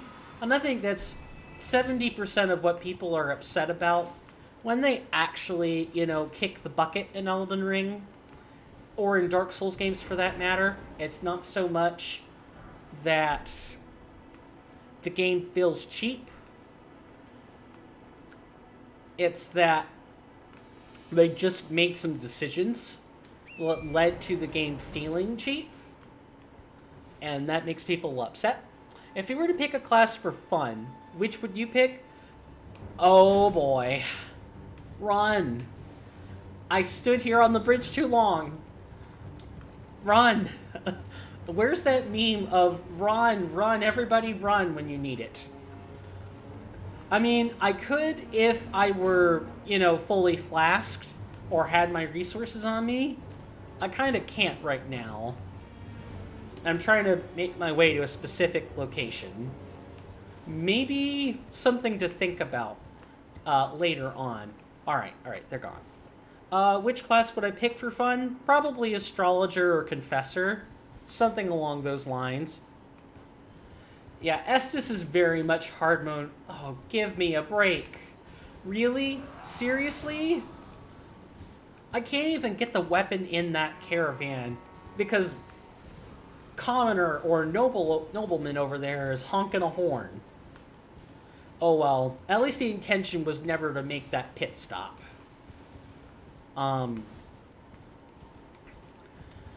Yeah, maybe later. Alright, and we're past the point where we should be. Awesome. I love getting detoured twice. Could be worse. I could actually be dead. Don't you blow that horn. Ever. I mean it. Big. We have. Are you? The salt. The salt is flowing. I'm gonna try to keep Torrent alive through this. Speaking of which, that is one change. I don't know if you were there for the comment earlier. Probably not. But Estus flasks don't heal Torrent anymore because of the animation speed-ups for Roa Raisins. And Roa Raisins heal slightly more now. So if I need to heal Torrent, I need to do one of two things. A, I need to keep Raisins on the hotbar. B, I need a healing spell. And healing spells, speaking of which, yeah, it kind of just sucks. It's not the worst. What was I saying? Oh, right. Healing spells. Their durations are shortened. So, like, if the heal spell is instant, that's fine. But something like, say, Bestial... Is it Bestial Body? I remember the mirror or the incantation, but I forget its name. It's the really cheap one that acts like a really slow regen ring. Yeah, that duration's been shortened. The tick rate is faster, but the duration is shorter. So there's like a slight decrease to regenerative healing. It's slightly harder in that aspect. It's not the worst change, but there's an equivalent spell that affects allies, and it affects Torrent too. And it doesn't work as good as it normally does in Elden Ring. It doesn't last nearly as long. It's a better combat heal now, though. So it's more of a trade-off. It's not really a nerf. It's more of a trade-off. It's the same effective amount in a shorter time.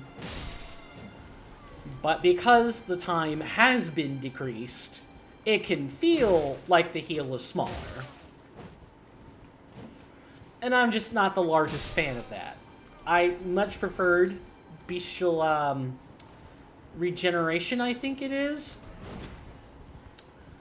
having a larger window and just kind of being a low effort spell. Oh well. Can't get everything you want in a mod. And the ultimate response to anything you can complain about in a mod is, well, if you don't like it, you don't have to play with it, and you can mod yourself. I really need you to back off with the horse chopper, bud.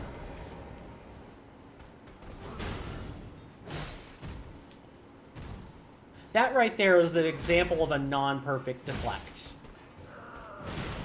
And that was the perfect deflect. And you can't really spam it either. Bestial Vitality, yes. That's what I meant, thank you. What? What was that? Someone... What the hell? Did anyone else see that? Or was that just me? And death.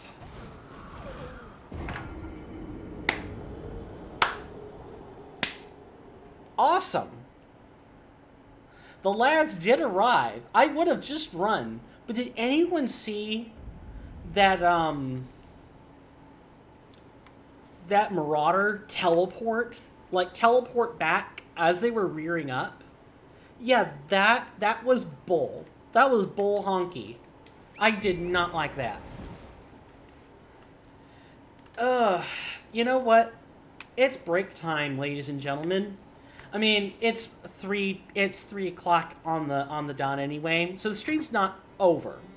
But it is time for my 10-minute stretch break, and when we come back, we'll finish out the last 50 minutes, reclaim our runes, and maybe try to make it to the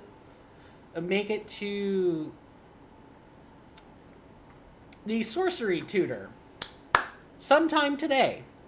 And with that, I will see you guys in 10 minutes.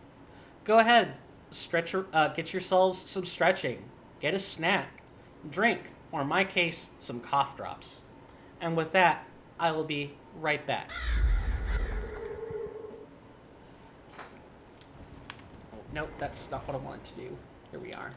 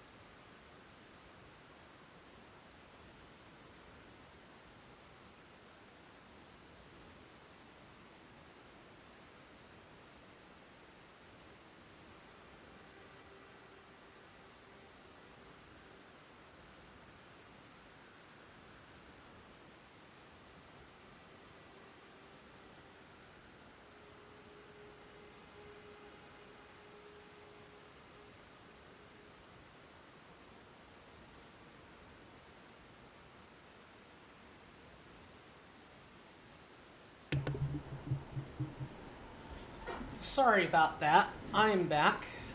While we're here on intermission, I'll catch up on any chat, which appears to just be this clip. Thank you very much.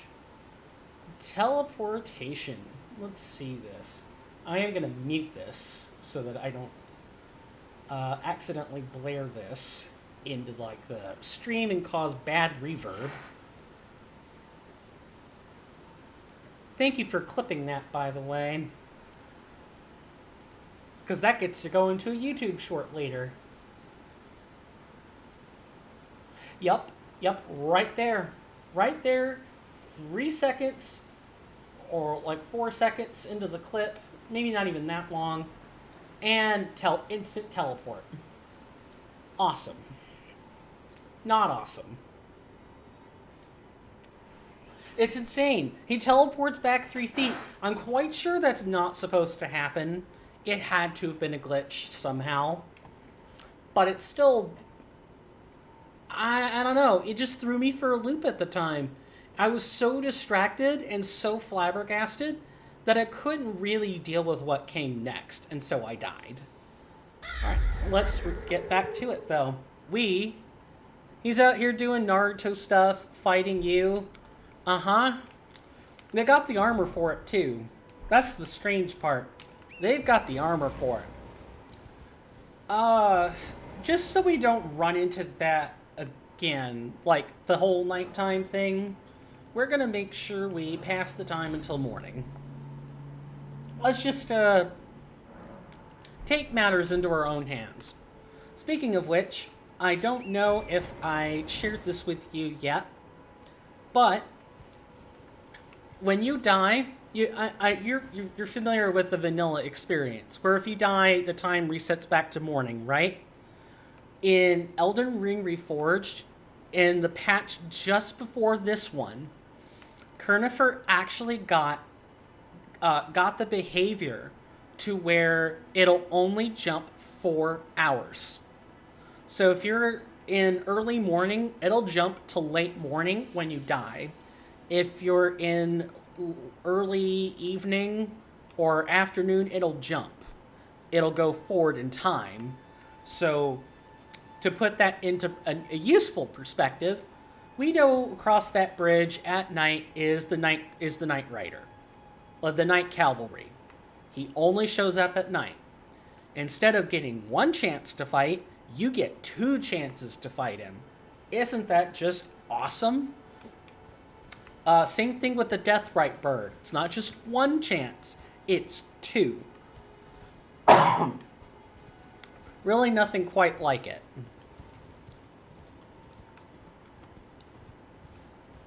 It's impressive. And the only reason that Kernifer was able to do that was because the script writing tools improved. But now that the script writing tools have improved, there are a lot more event flags that can be fiddled with. And map placements are starting to become a thing. We already have a different campfire. This camp... no, the Seaside Ruins isn't one of them. I want to say there's a campsite right in here that's new.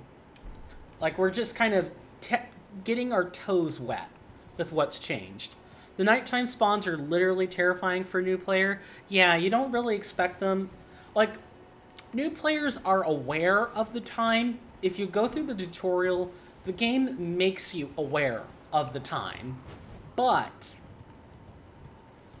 like fighting unique things at night, yeah, that has to be terrifying, because you don't get a premise of this anywhere, and I mean anywhere, in the game, vanilla or ERR. While I'm here, we picked up a somber smithing stone just now, and one thing that was changed, perhaps for the better, perhaps for the worse, is that there are half the number of somber smithing stones. Specifically, I think of tiers 1, 2, and 3. I think there are just less to go around. There are a few more in shops. But as compensation, there are a lot more regular smithing stones available for purchase. And the way that you get your smithing stones hasn't really changed, but the way you can craft them has. You couldn't craft smithing stones before. You can craft them now. The method's undergone a couple of changes. Actually, it's really cool. I don't think it applies to sombers, though. So I guess my point in bringing up the somber smithing stones is just that they're going to be a little bit more rare. So you kind of have to pick your weapon carefully. But regular plain Jane weapons, go ham. I believe the way it works now is that if you equip a weapon, let's say you equip a weapon that has +8.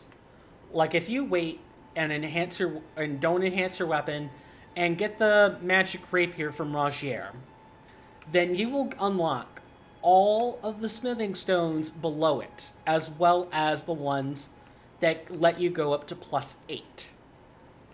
Actually, it would probably be +9 if my memory is correct, but equipping a weapon allows you to craft stones. That behavior is unheard of in any FromSoft title with any amount of crafting in it at all, which is awesome. It's just la-di-da, I'm writing along. Why? Why is there sudden boss music? Oh God! Help! I need help. Why is there a fog gate? Why isn't there a fog gate? What's going on? Yeah, that can definitely be jarring. The worst one's gotta be the bell bearer, though, by far. Just visiting random merchants at night at specific locales, and you get a boss that just feels super cheap. I don't know how else to put it. The bell bearer is the worst one. The single player boss that makes me tilt more than any other, it is him. I heard that. Stop hitting me with that torch. Thank you. Or even just the subtle, why can I suddenly summon spirit ashes here? Yeah, like, you know oh God. You know something's up when you can summon spirit ashes. It just randomly. Ow. Horse chopper. I don't want to tango with you. I've got like 2,000 souls on the line here. Leave coin alone. Where's the me when you need it? I still can't open my map. Yeah, but once you get used to it, the nighttime bosses aren't so bad. And if you're gonna go for 100%, you gotta kinda have to. Yeah, that's great sentencing. You just have to kind of experiment and understand that the nighttime mechanic is probably more than just, look, here's the pretty sky at night with the golden flecks to let you know that, when you kill things, you get more runes. There's something more to it than that. Miyazaki wouldn't waste time on making things look pretty for the sake of looking pretty. There's always a purpose. And people really shouldn't be so jaded when it comes to game design. Some developers would probably waste their time on making things look pretty. And not that pretty things are bad in a game. I like pretty things. Do you guys like pretty things in games? But I like pretty things. But I also understand it's code. And coding that stuff to do anything more than change the appearance is hard. Like, I do coding work. It's not really work. It feels like work, but I don't get paid for it. When I play tabletops on Saturdays, and this is mainly for people who don't know, I use a number or a profile managing software called Hero Lab. I use the client version. There is the online version. The client version has access to a client-side editor, which means you can make custom content and stuff. If you want your custom content to do anything more than spit text at you, you have to code it to change the numbers. I do that on the side, and I don't put in code for no reason. That takes a lot of effort just for the simple convenience of getting player character sheets to crunch properly, like crunch the numbers like they're supposed to. I don't do that without a purpose, so I can't imagine anyone chunking in code for no reason. Why do all the extra coding if there wasn't something to do in addition to the night sky? Exactly. It would be a waste of dev time.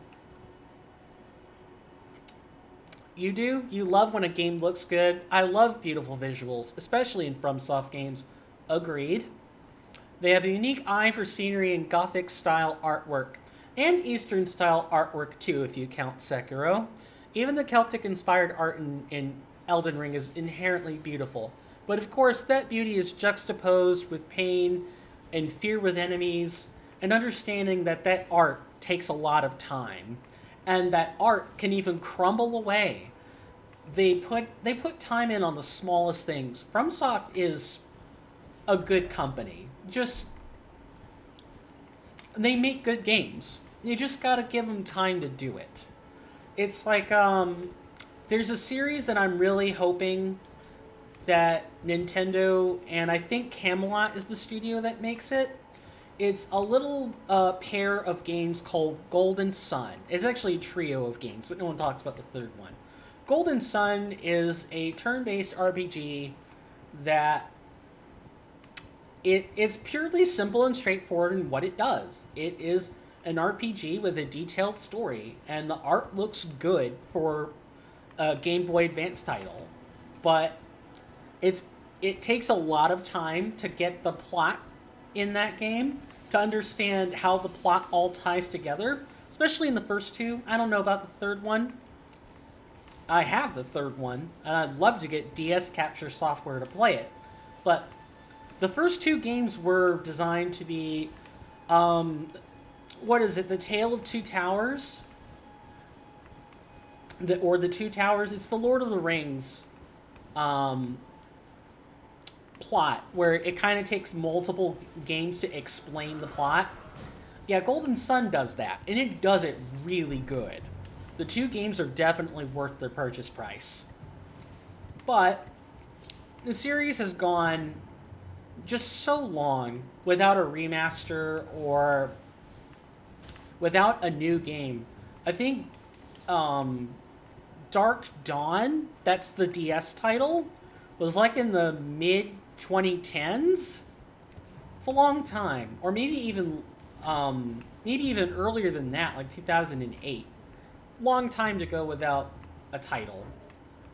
But it takes time to get that stuff right. Camelot really rushed Dark Dawn, and it showed. It showed with how easy the game was. It showed with the art. It showed with the plot that was clearly meant to be a Tale of Two Towers, but it wasn't. It left so much to be desired. And I would love for that series to be rekindled, because I think telling a story over multiple games is something that it's really hard to pull off. One, because you have to justify the payment. Ow. Thank you very much for dismounting me off my horse. You're eating like a critical for that.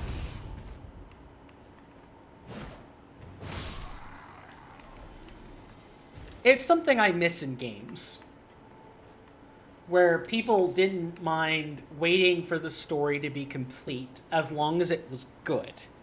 And the gameplay was good enough to complement that. And Golden Sun was also one of those early RPG titles that was really well known for its puzzle solving.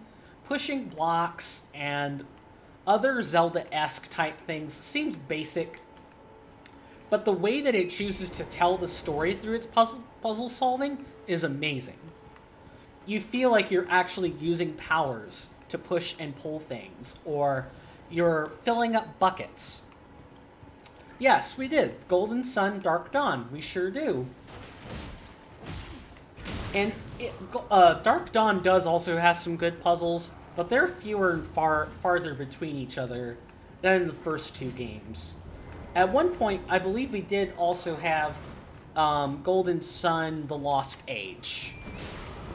I did in fact have that, and I'm fairly sure I no longer have it. I'd like to be able to get a hold of it again sometime, though. Those were a good pair of titles. We have gone everywhere except where we're supposed to go.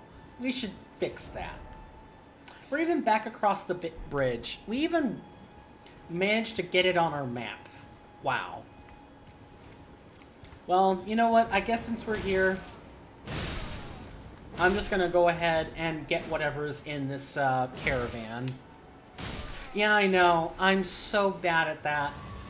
It happened the first stream as well, where we started talking about the state of the world, and I think I spent 20 minutes in the same place talking about it. I'm an avid talker. I love discussing things with people. Rodani can attest to this for themselves. I'm not exactly a chatterbox, but I can go hours talking to people. I get energy off that sort of thing. I'm not, unless the person I'm talking to is kind of a drain, I'm rarely, if ever, drained by any social interaction. I'm also patient and tolerant of a lot of things as well. But I also, how do I put this? Yeah, see the comments right there. Instant confirmation.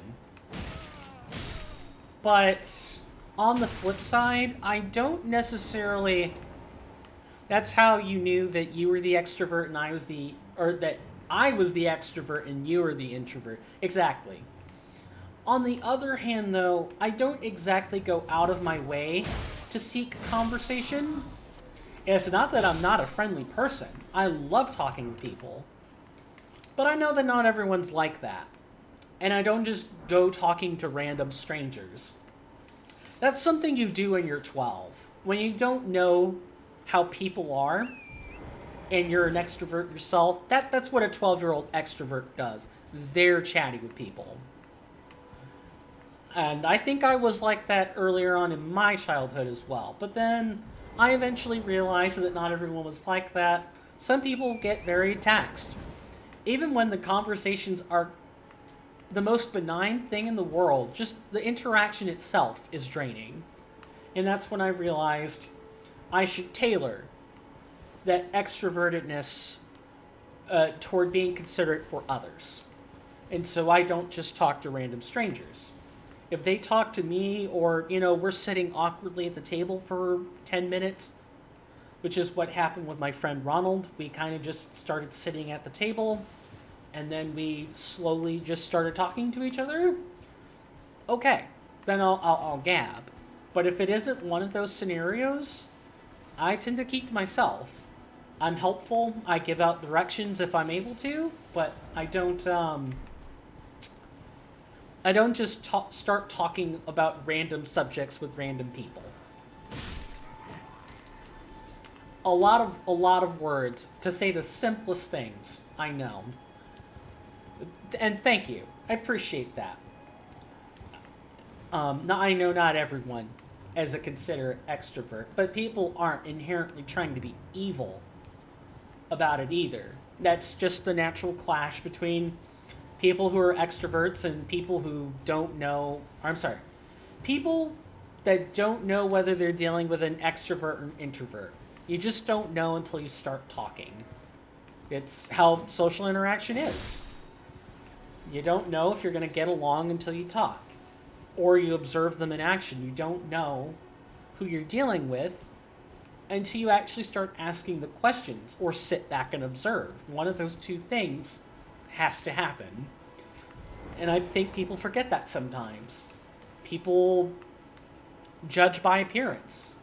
It's the human condition. It's not the most natural thing in the world, but it's a biological defense mechanism. We judge by appearance so that we know whether we're dealing with predator or prey. Most mammals have that instinct. But for social creatures that takes on a different form, it's still not inherently malevolent, but as humans, we kind of have to be more self-aware when we're doing that sort of thing, and realize that other humans are also doing the exact same thing, and that could create tension. What's worse, if you do get the predatory observation from just observing someone, any interaction you have with that person is going to be in a bad position right from the start. And it doesn't have to be that way. But that's what happens when social species interact within their own communities. It's something you see in chimps. It's something you see... You don't really see this in ants or bees. They don't have the type of mental headspace. They're not developed that way. It's more of a high presence for those. But definitely for chimps or monkeys or primates of any kind, there are cliques, there are in-groups, there are out-groups. It just takes a lot longer to observe that when you're trying to cross the species barrier. For those wondering what I'm doing right now, I'm trying to figure out a way into the ruins that isn't going to attract that much attention. I'm wearing a club, so I'm wearing chainmail and using a club, so I really should just be beating things over the head. But I'm trying not to trigger the giant Miranda flower over there. Miranda bloom, I think is what it's called. Don't quote me on that. Oh, and those things are insidious. They poison. And poison. Awesome. I love that. Love that for me. At least the poison doesn't deal damage, like the application doesn't deal any damage. Do I have... No, I don't. Awesome.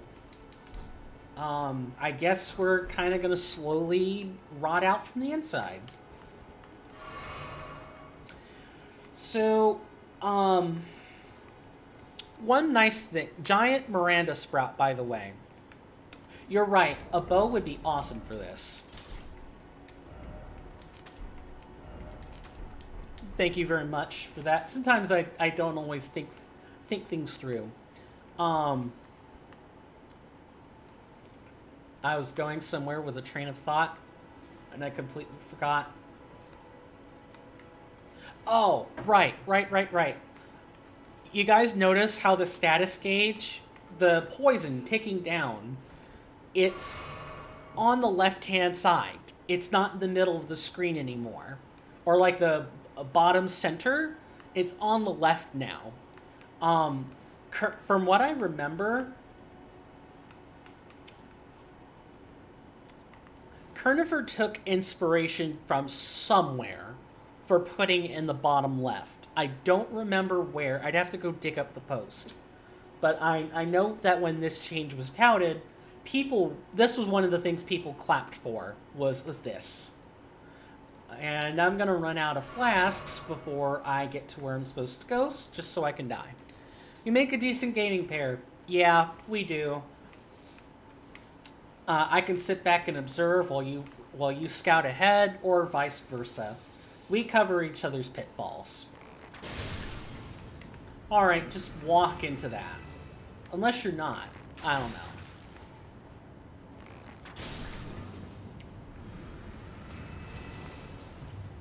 Okay, we're gonna get in here and probably just die immediately. There's no real point to doing anything when we're slowly rotting out. We should at least get in here. Kill me. Thank you. Mad pumpkin heads. For those who don't know, I'm kind of trying to approach a middle ground on this content where I assume people have some knowledge of Elden Ring, but because it's Elden Ring Reforged, but at the same time, I'm still expecting some people to not know what I'm doing. So I'm trying to explain things as they crop up. But the Mad Pumpkin Heads, they have a gimmick. They're called pumpkin heads for a reason. It was onions before, it's pumpkins now. If you use ranged attacks on them, they will bounce off and do much less damage if they're headshots. So bow users, beware. You're going to have a rough time if you try to go for the head. It won't work. Magic users, same thing. And even melee attacks, anything at all that manages to hit that part of the body, it's either going to bounce off if it's a melee attack and do less damage, or it's just going to bounce off and do less damage if it's a spell or something. Long story short, don't hit the head. Waste of time, and you'll just be eating resources like it's nothing. I need to figure out where I'm going again. Right. Stairwell. Need to get to the stairwell. I think it's a right-hand turn from here. Yeah, there we go. Right-hand turn. I think I have just enough time to pull off a summon. Oh, well, not now. Because I collected the soul when I wanted to do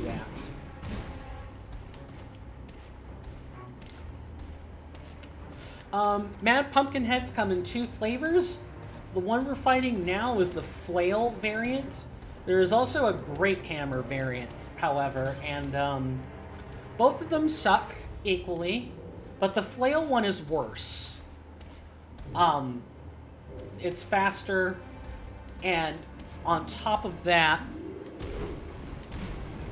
yeah, wolves would be good for this guy as soon as I get the chance.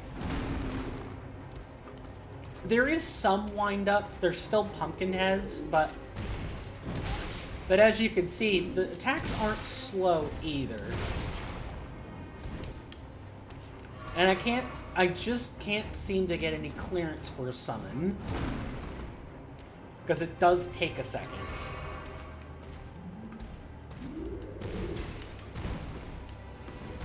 Maybe after this? Yeah, there we go.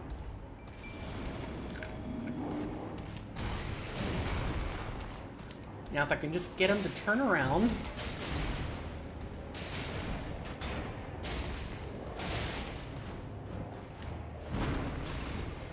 This will require some concentration from me. Just because I kind of have to aim so as I'm not hitting their head. And I have to focus because I can't lock on when I'm making dodges with the pumpkin heads.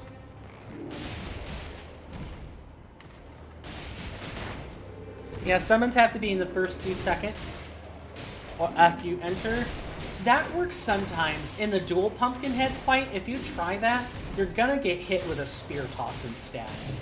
Yeah, like if they're carrying war banners, you can't summon right away. In fact, that's probably the pumpkin head fight you can't summon for. But I generally agree. Yeah, you have to try to do it in the first few seconds when those fights. Ow.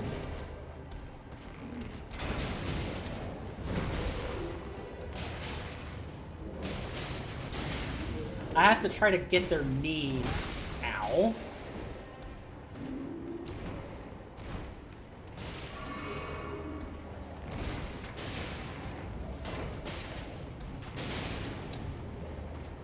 I had to perfect this, by the way.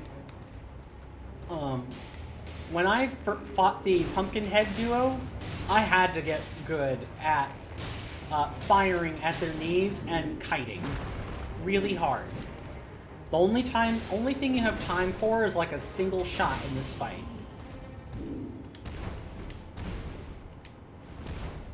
That isn't quite true. You can have time to fire 2 shots if you know what you're doing, but most of the time, if it ain't one of them, if it isn't the one you're fighting, it's the one right behind that has an attack already primed.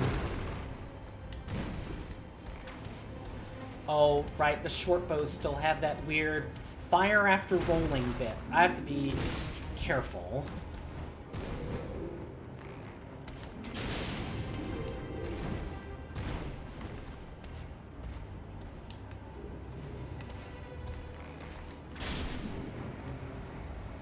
You could summon for it if you use the ability that gives you protection against one hit, the Opaline Bubble. Yeah.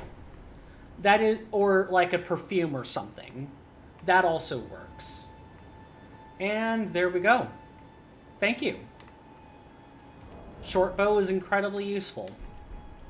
And the fire leaving like a lingering flame on the ground is also good. Yeah, Kernifer does amazing work.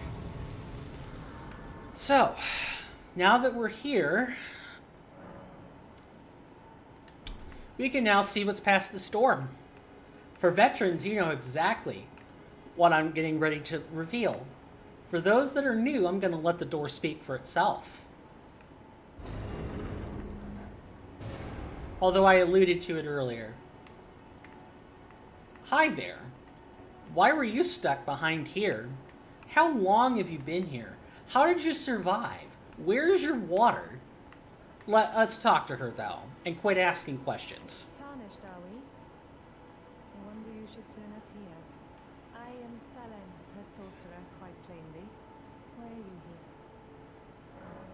I want to learn from you, madam. I mean, I also want to ask, like, 50 other logical questions. How did you relieve yourself? But you know what? We're not given that option, so instead we're just going to ask if you would teach us, please. A yen for glintstone sorceries. I dare say your proclivities are far from ideal. Oh well, perhaps nurture will defy nature, with a bit of luck. But one must choose one's masters wisely.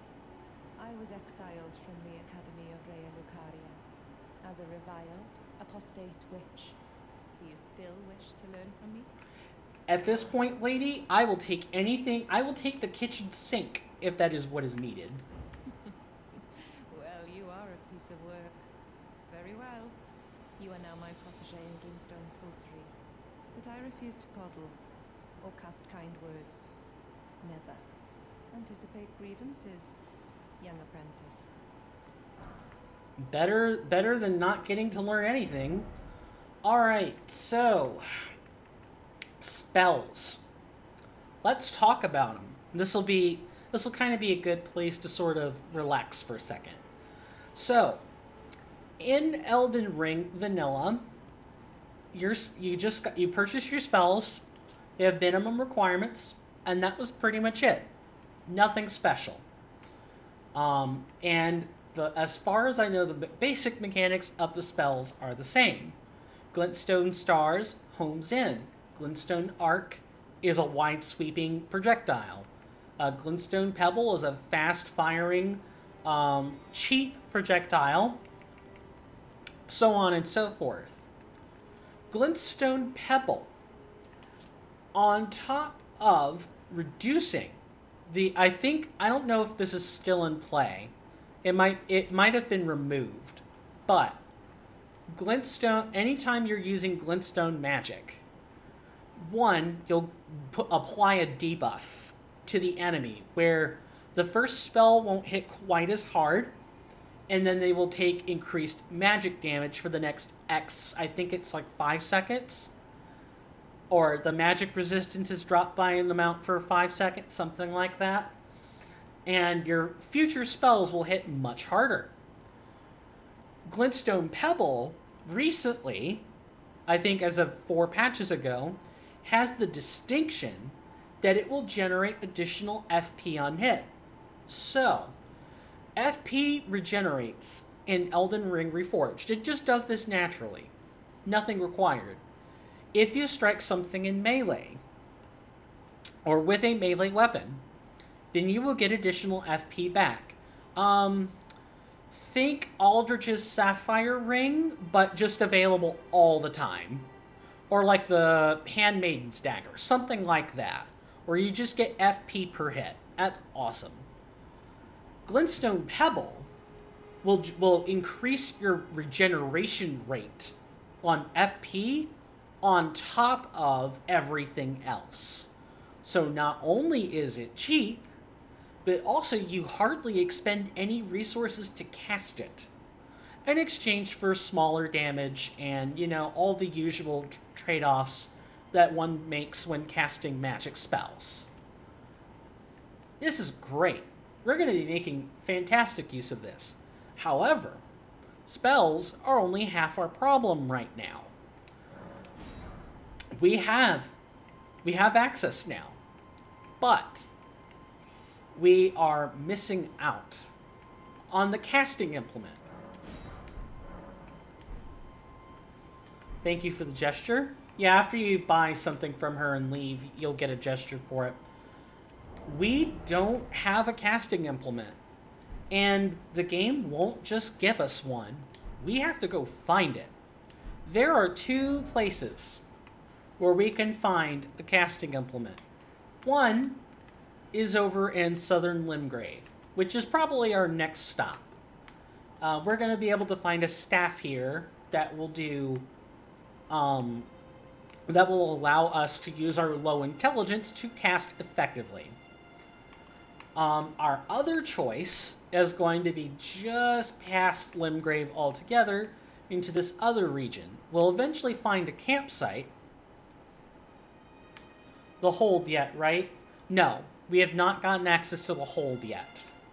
And I'm fairly sure the merchants inside the hold have not been changed. So the Twin Maiden Husks, the merchant inside, should still sell her gear and open up as you get more bell bearings, or, for those who don't know, drops that let you access NPC shops, basically. I believe that is still vanilla, even if the amounts have changed. But yeah, we are currently not... I couldn't remember if she sold an arcane focus or not. I don't think so. I do know that they sell an incantation focus, a seal, but a staff, no. I'm 100% sure of that. So our options are find it, or find a merchant that sells it. And as far as I understand, our choices are southern Limgrave or the merchant up here to the north. So we have a plan. We have a plan, folks.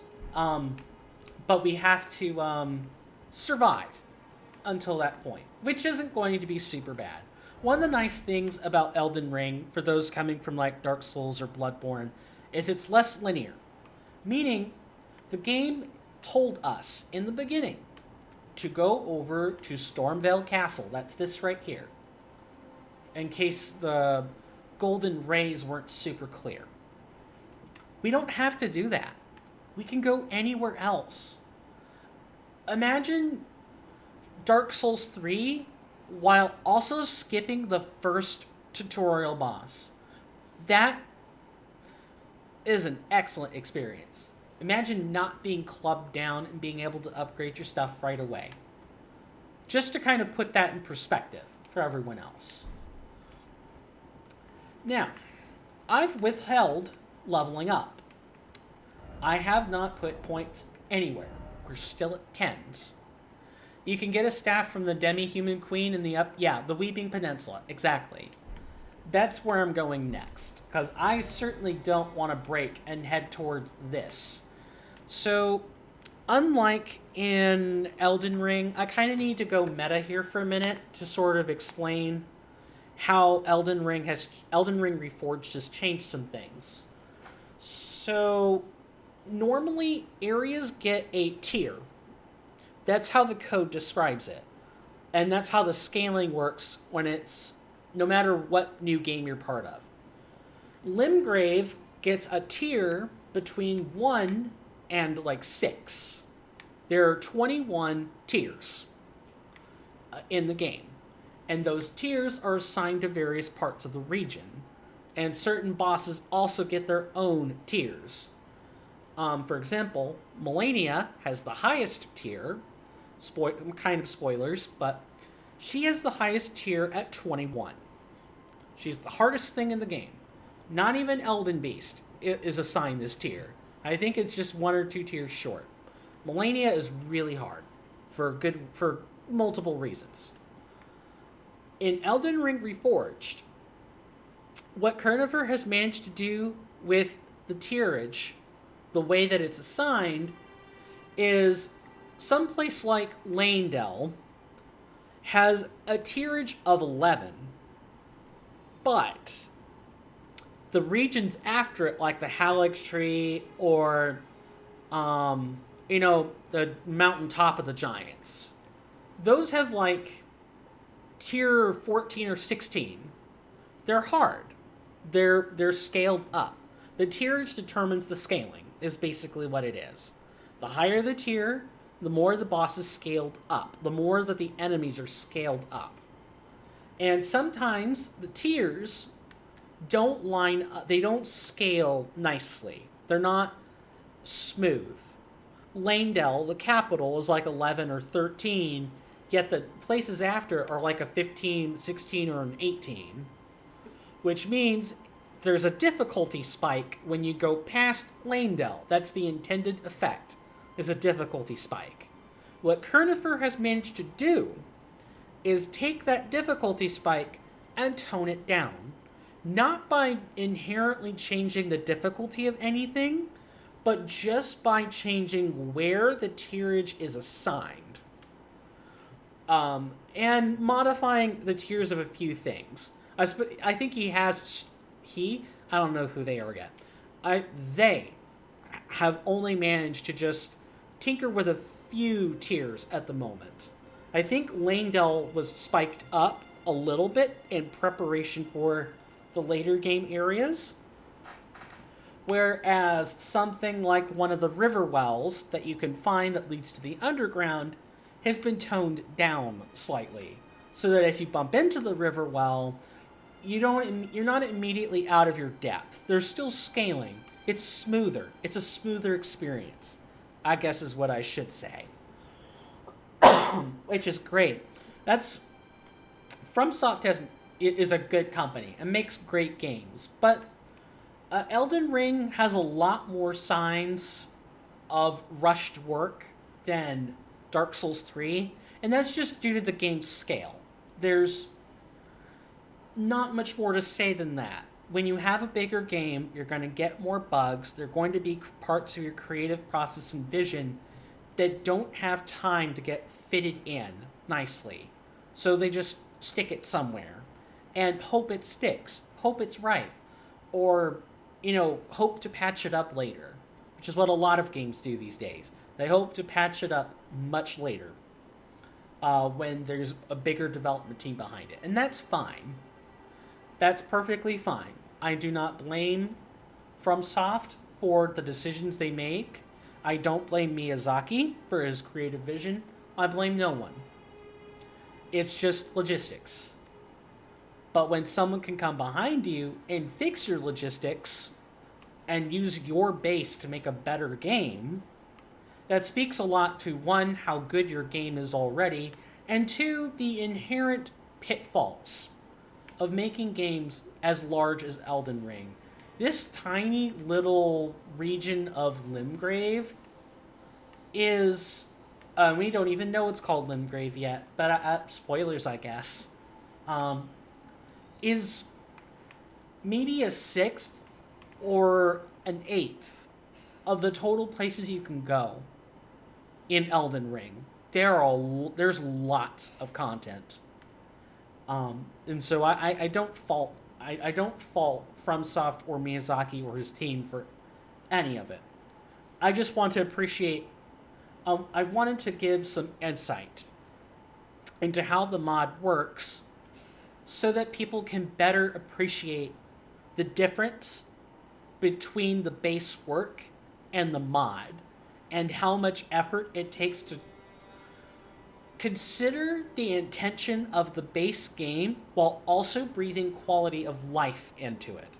That's ultimately what this series is about, is showing off a great mod, a great content creator, and truly exploring every aspect of their work.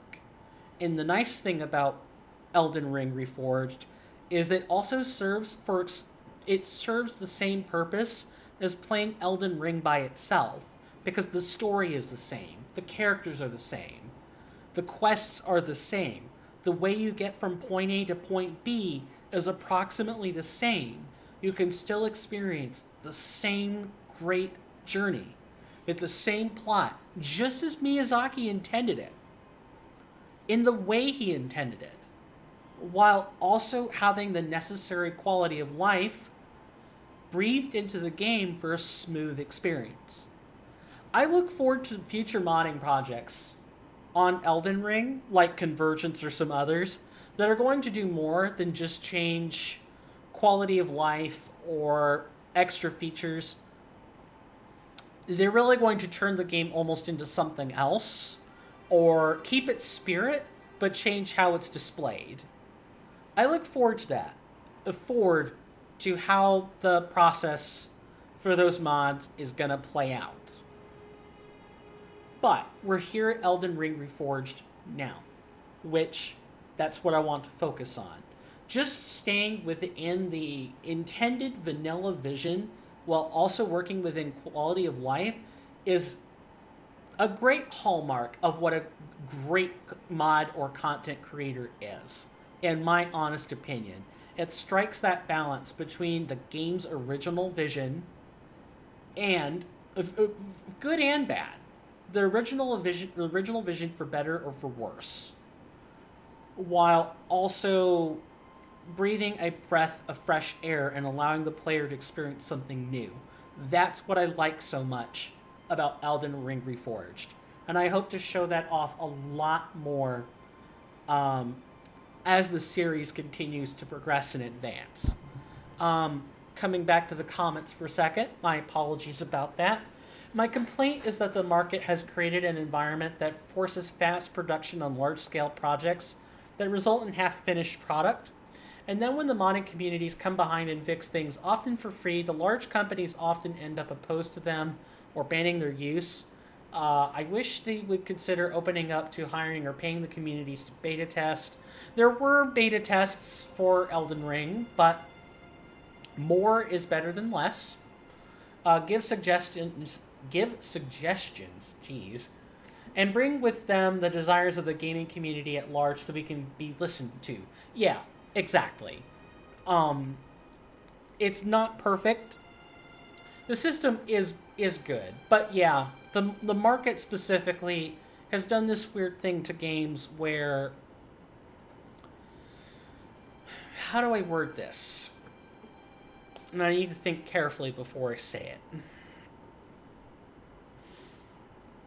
The market's very thirsty. It's always looking for product. And unfortunately, with the modern times come faster, more automated processes. And when people come to expect a fast, automated product or process to work on a product, when it requires a lot more than just a fast, automated process, people get upset. And then it creates this dichotomy where people come behind and realize, oh, this thing would be great if you could just tap into its hidden potential with this or that change. And they make this or that change for free. And it's not even enforced on the base game.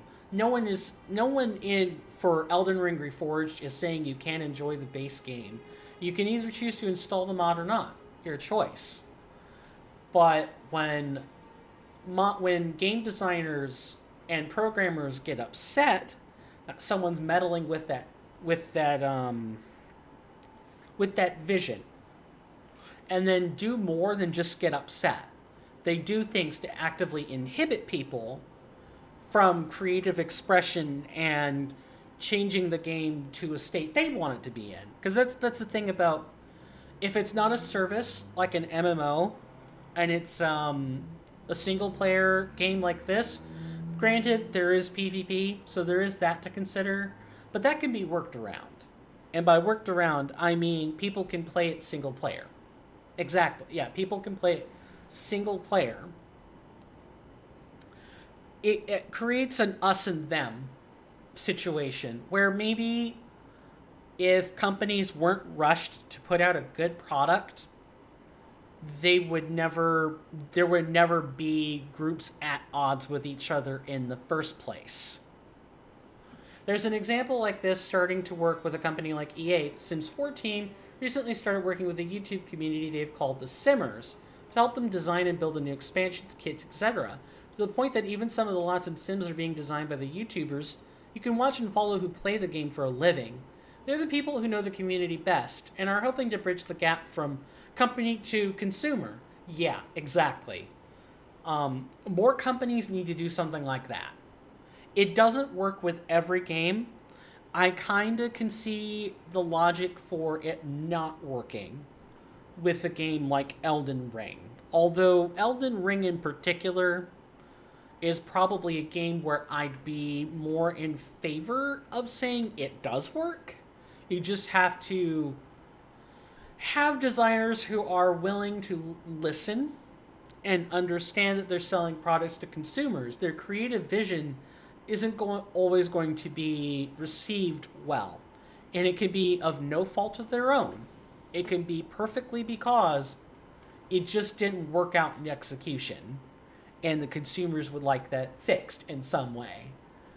And the trick with that, it's always complicated. Game design is a very complicated thing. It's easy to sit here and discuss it without having been in the ring ourselves. But I've watched people design games, and as far as I'm aware, you've actually designed some yourself or worked on some. Even if they're text games, it's still something. You still have to consider and playtest things. You understand, and I understand, the general headspace required for game design. And those things are best if they're not rushed. They're best if input is given. They're best if, how do I put this? They're best if people can take their time and sort of examine everything from all the different angles. Like all the parts of the design process. Like if you make a region, if we're talking about Elden Ring, how do you, if just with Limgrave by itself, what's the story with Limgrave? Why is it here? What's important about it? Yes, it's the starting area, and yes, there's a lot to figure out, but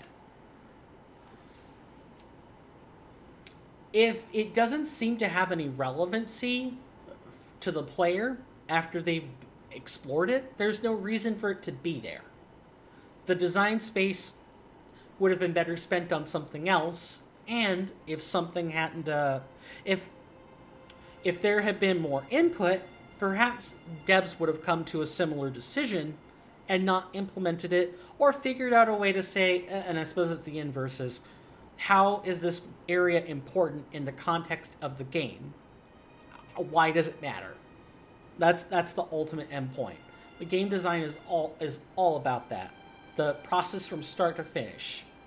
And constantly examining your points of view. And having what's the word? I'm forgetting the word. Happens sometimes. A dissenting point of view. A skeptical point of view. Why are you making X? They're exactly dissenting. Why do you make this decision? Why do you make that decision? You don't necessarily need people to have creative input. You need skeptics, ultimately, with beta testing and stuff like that.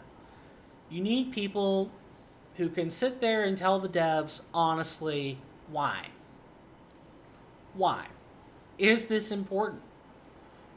Wouldn't it just be easier if this or that were finished? Or if you just started from this point instead of that point?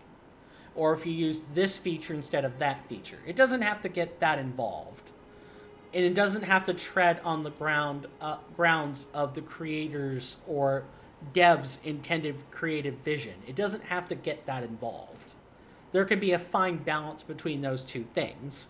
But I do agree that the balance does have to be shifted closer to the consumer rather than further away. Right now, there's just no balance there. Certainly, some games are best created by their team and following their vision. I'd just like to see some more community involvement in the gaming industry.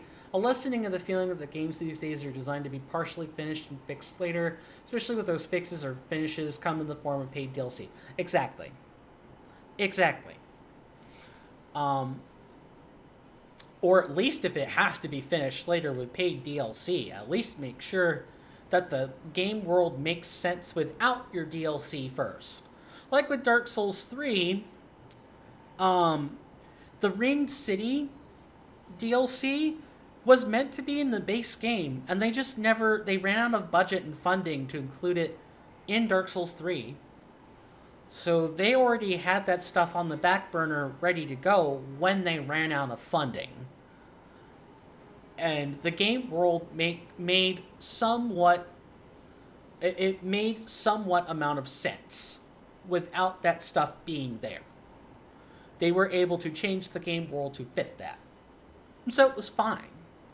Game companies who can't do that, or where it is completely blatant that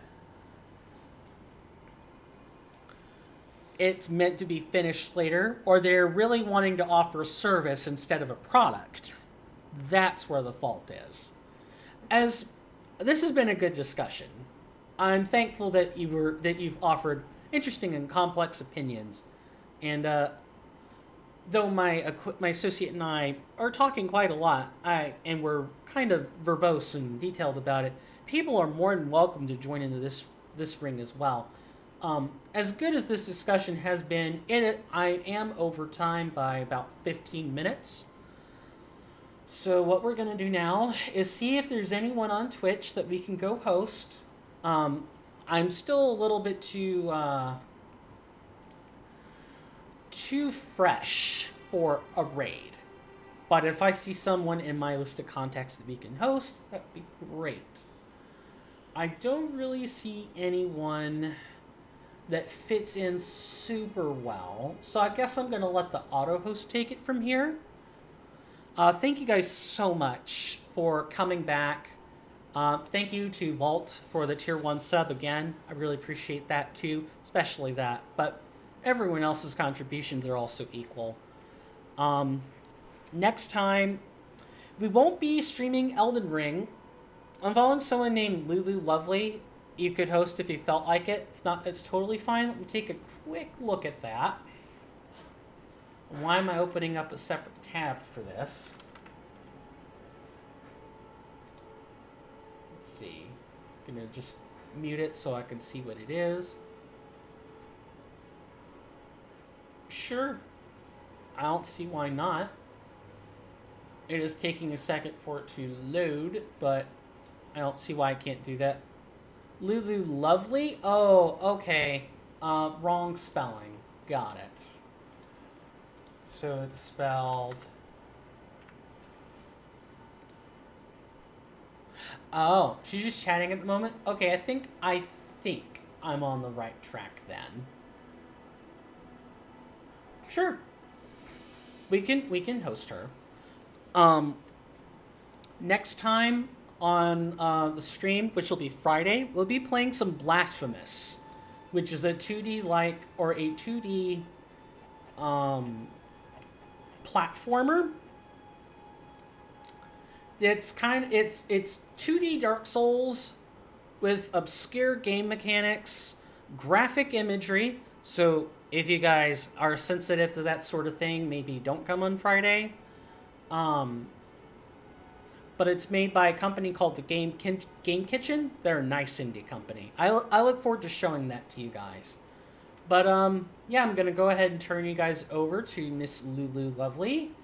And with that, stay safe out there, everyone. The world's not a pretty place right now, but the better we can make it by staying alive, the happier we're going to be in the long term. We have to make the world a better place, but I'm confident we could do that. Stay safe out there, and with that, I'll catch you guys later. Take care.